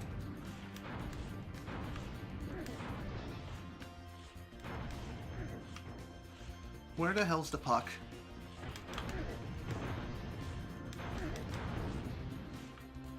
Damn, this just seems like a real desperate struggle just to get my hand on the frickin' puck. But there we go. Skill point achieved. Whew. Alright, and that concludes the shutout. That is awesome. Okay. With that done, it's time for the next skill point. This one is located within Idle Springs, I believe. Perfect in hockey. All trees. Okay, yep.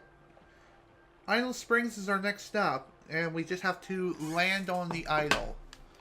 So, where is this idol that we need to land on exactly? Well, from the guide I've read, it says that the idol we need to land on is the one towards where the hula dancers are. So, quite a ways into the stage.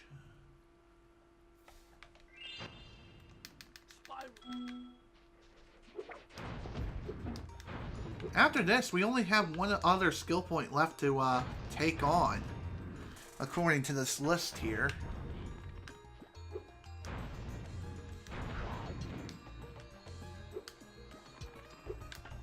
Okay. By the way, the Super Flame, it can say screw the shields and any armored plating that enemies have. It just completely overpowers them in every way possible. And that is freaking awesome. Also, my stomach is growling because I haven't really ate much of anything today.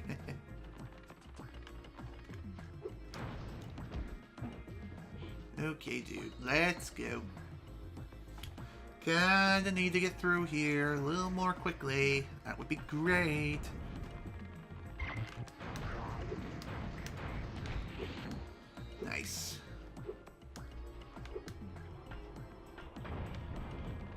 we are. Okay, here we go. Time to get this skill point here. And I think the idol they're talking about is over there. It's a stone idol that you can land on.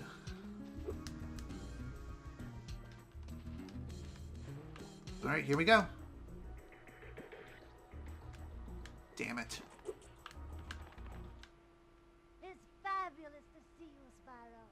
Now that the supercharged power-up is active, you can charge through the pedestals and send the dancing hula girls over here to help me. Okay. Funny enough, we didn't even need to trigger that conversation in order to get the challenge started. All you have to do is just activate the supercharge and then you're good.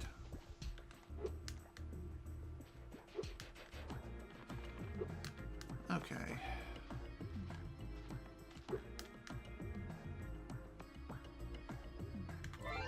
And there we are. That's another skill point down. On to the next one.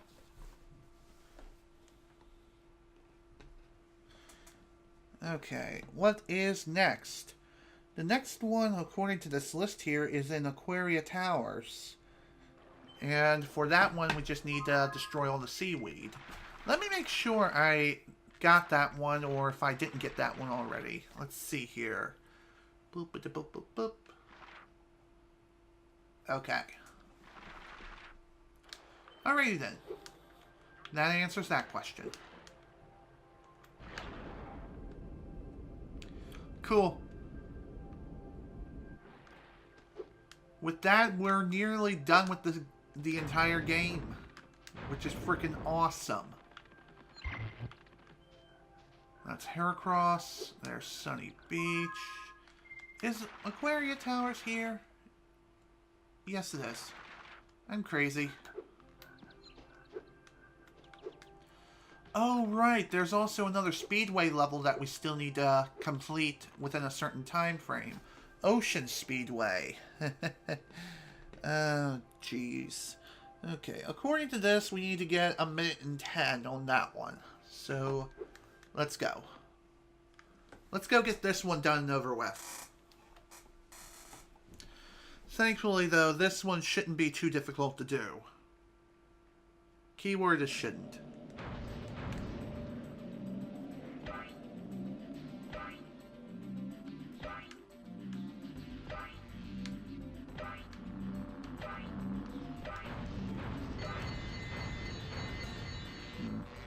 I was hoping to have been able to destroy one of those carts on my way.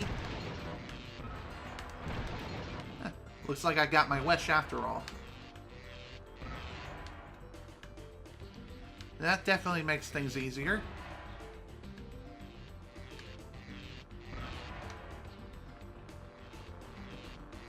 And also, thanks to the power of the Super Flame, it'll make destroying these boats a hell of a lot easier.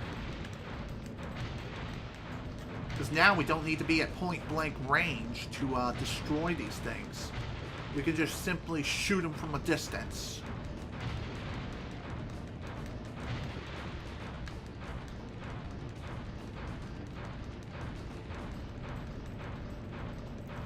Oh, come on. Seriously? Wow. Okay. The time limit on this is incredibly strict of, apparently, according to the guide I'm using, it's 1:10. You have 1 minute and 10 seconds to complete the course.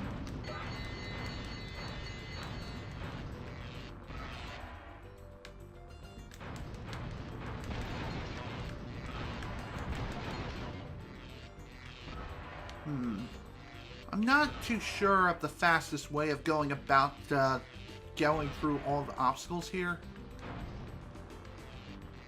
But if I have to guess, it's definitely not this way, not the intended route.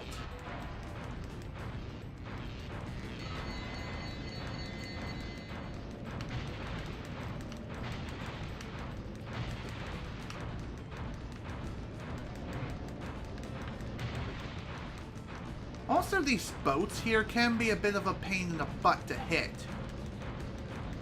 Like, seriously, what the hell? Why is it that they're so freaking difficult to hit?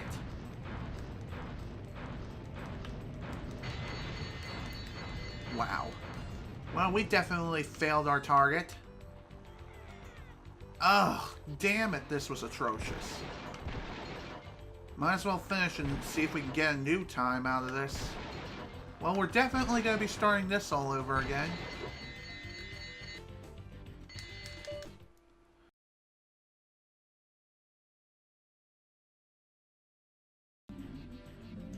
Fuck me.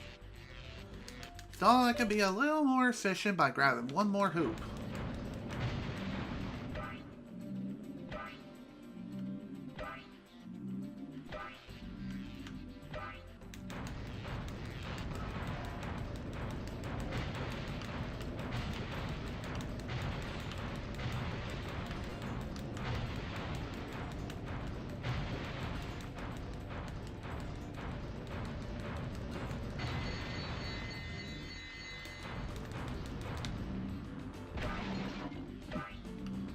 I'm surprised I managed to destroy a car there.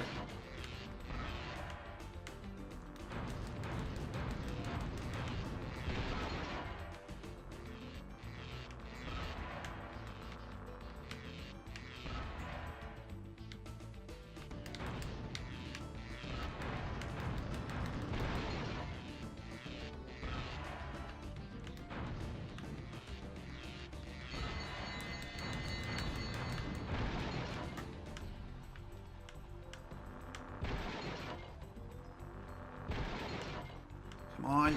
Yes! Thank fucking God, man! Oh, man. Holy shit. I did it. Oh, man. That was the hardest skill point in the entire game. Just barely made it. I don't freaking care how close that was. I'm just really happy that it's finally done. Alright, next stop is Aquaria Towers, like I originally planned. So for this one, we just need to destroy all the seaweed. That's it. That's all we gotta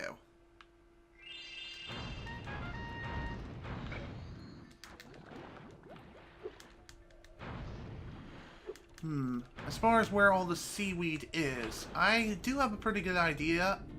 It is, all the seaweed is scattered throughout the level here.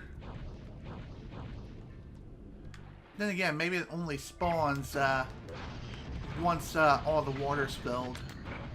Also, why didn't I press the switch earlier?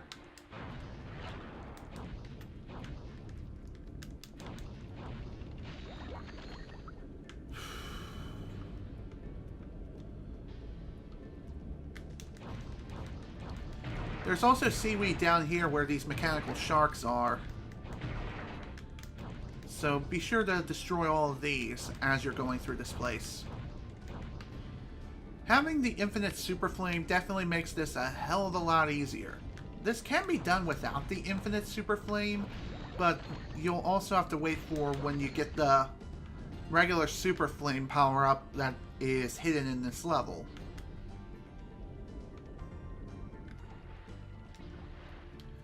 There's also some seaweed on the outskirts of this level too. And by outskirts I mean like the main roof part of this level.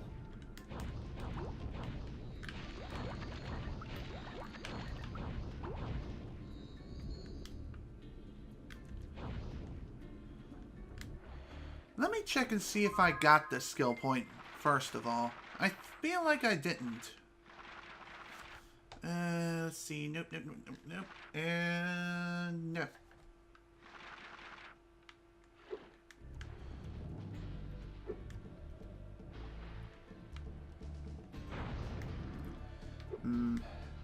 Probably would be wiser to hop in here.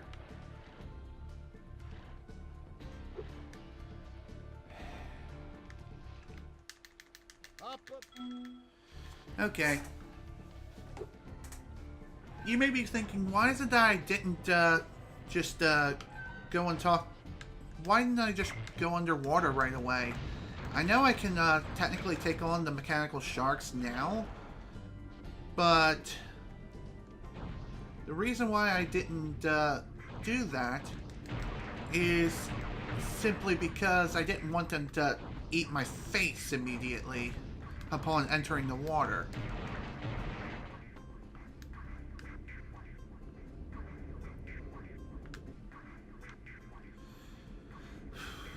Let's see here.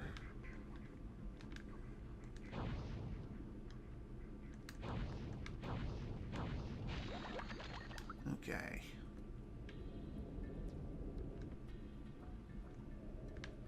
Did the game just stutter there for a moment, or am I imagining things?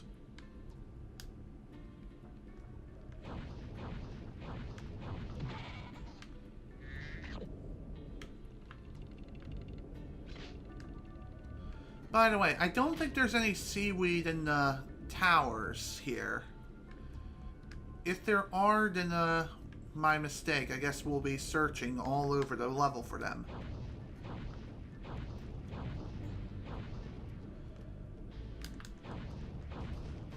The seaweed can be a little difficult to locate, but they're really not that bad. They do stick out, and there's plenty of them throughout the level.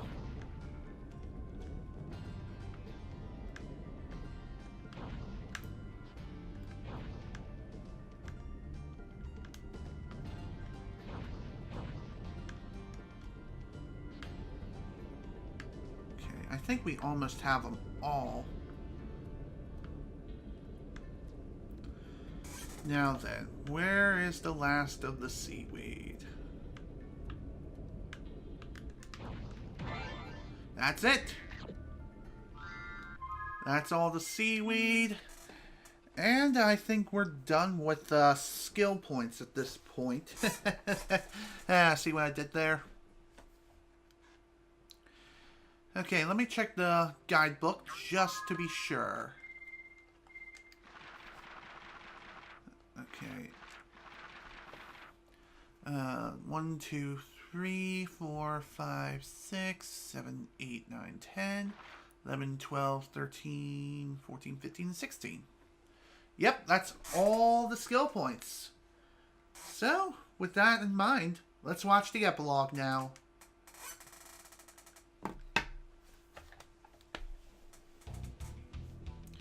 Gulp found a new life at the Society of Protection of Abused Monsters Petting Zoo.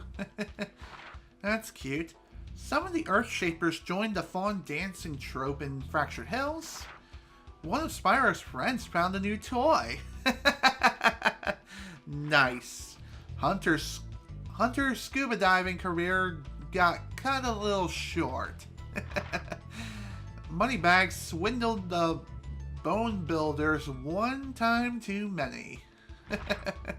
Agent Zero found some new recruits to train. The Ice Builders finally made it to Colossus for the big hockey game. The chef finally got to host a hot tub party. Spyro missed his chance with Allura. That's too funny. Crush decided to pursue higher learning. Cute. Spyro was confronted by the black sheep of the herd. Boss-Eye the Explorer's famous Montrol's extinct creatures of Avalar. So I think what this is the concept art of all the enemies that were cut during development of this game.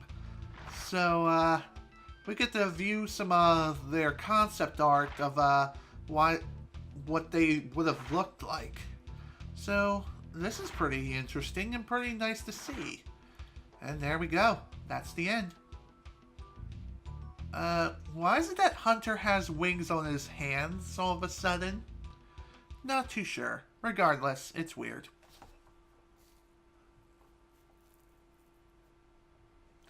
Now then, let me take a look at this here and see what else do you get besides the epilogue. Okay, so for this you get a reward for every 2 you get in the form of extra life. 8, an epilogue is added to the book, explaining what happened. When you get all 16, an extra bit is added showing various enemies that were going to be in the game, but were taken out for various reasons. Okay, Well, with that, that is the end of Spyro 2 Ripto's Rage, folks. This is the end of the game. That's everything that there is when it comes to the entirety of the game. So really, the 100% completionist reward is really all that you need to worry about. The skill points, they're nice to go for, and they give you a really, really big challenge. Especially with the one speedway level. Oh my god, man. It is truly hell in a frickin' handbasket.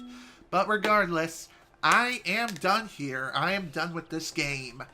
This is General Snivy with the Spyro 2 Ripto's Rage playthrough after I switched to the wrong scene by accident. Anywho, thank you all so much for watching, and if you were able to attend the live stream live, thank you for attending. The next time I stream, it will be some more Banjo-Kazooie speedrunning, but after that, I will be starting a new playthrough. However, that won't be starting until next week. And the reason why is because I need some time to figure out what it is I want to do next, but I do have a pretty good idea. I'm thinking about tackling God of War on PlayStation 3. Though, I'm not 100% sure if I'm going to be doing that as of yet, but it's definitely an idea nonetheless. Once again, thank you all so much for watching. Hope you all enjoyed. See you all next time for more fun adventures. And now I gotta pee like a freaking Russian racehorse. Bye!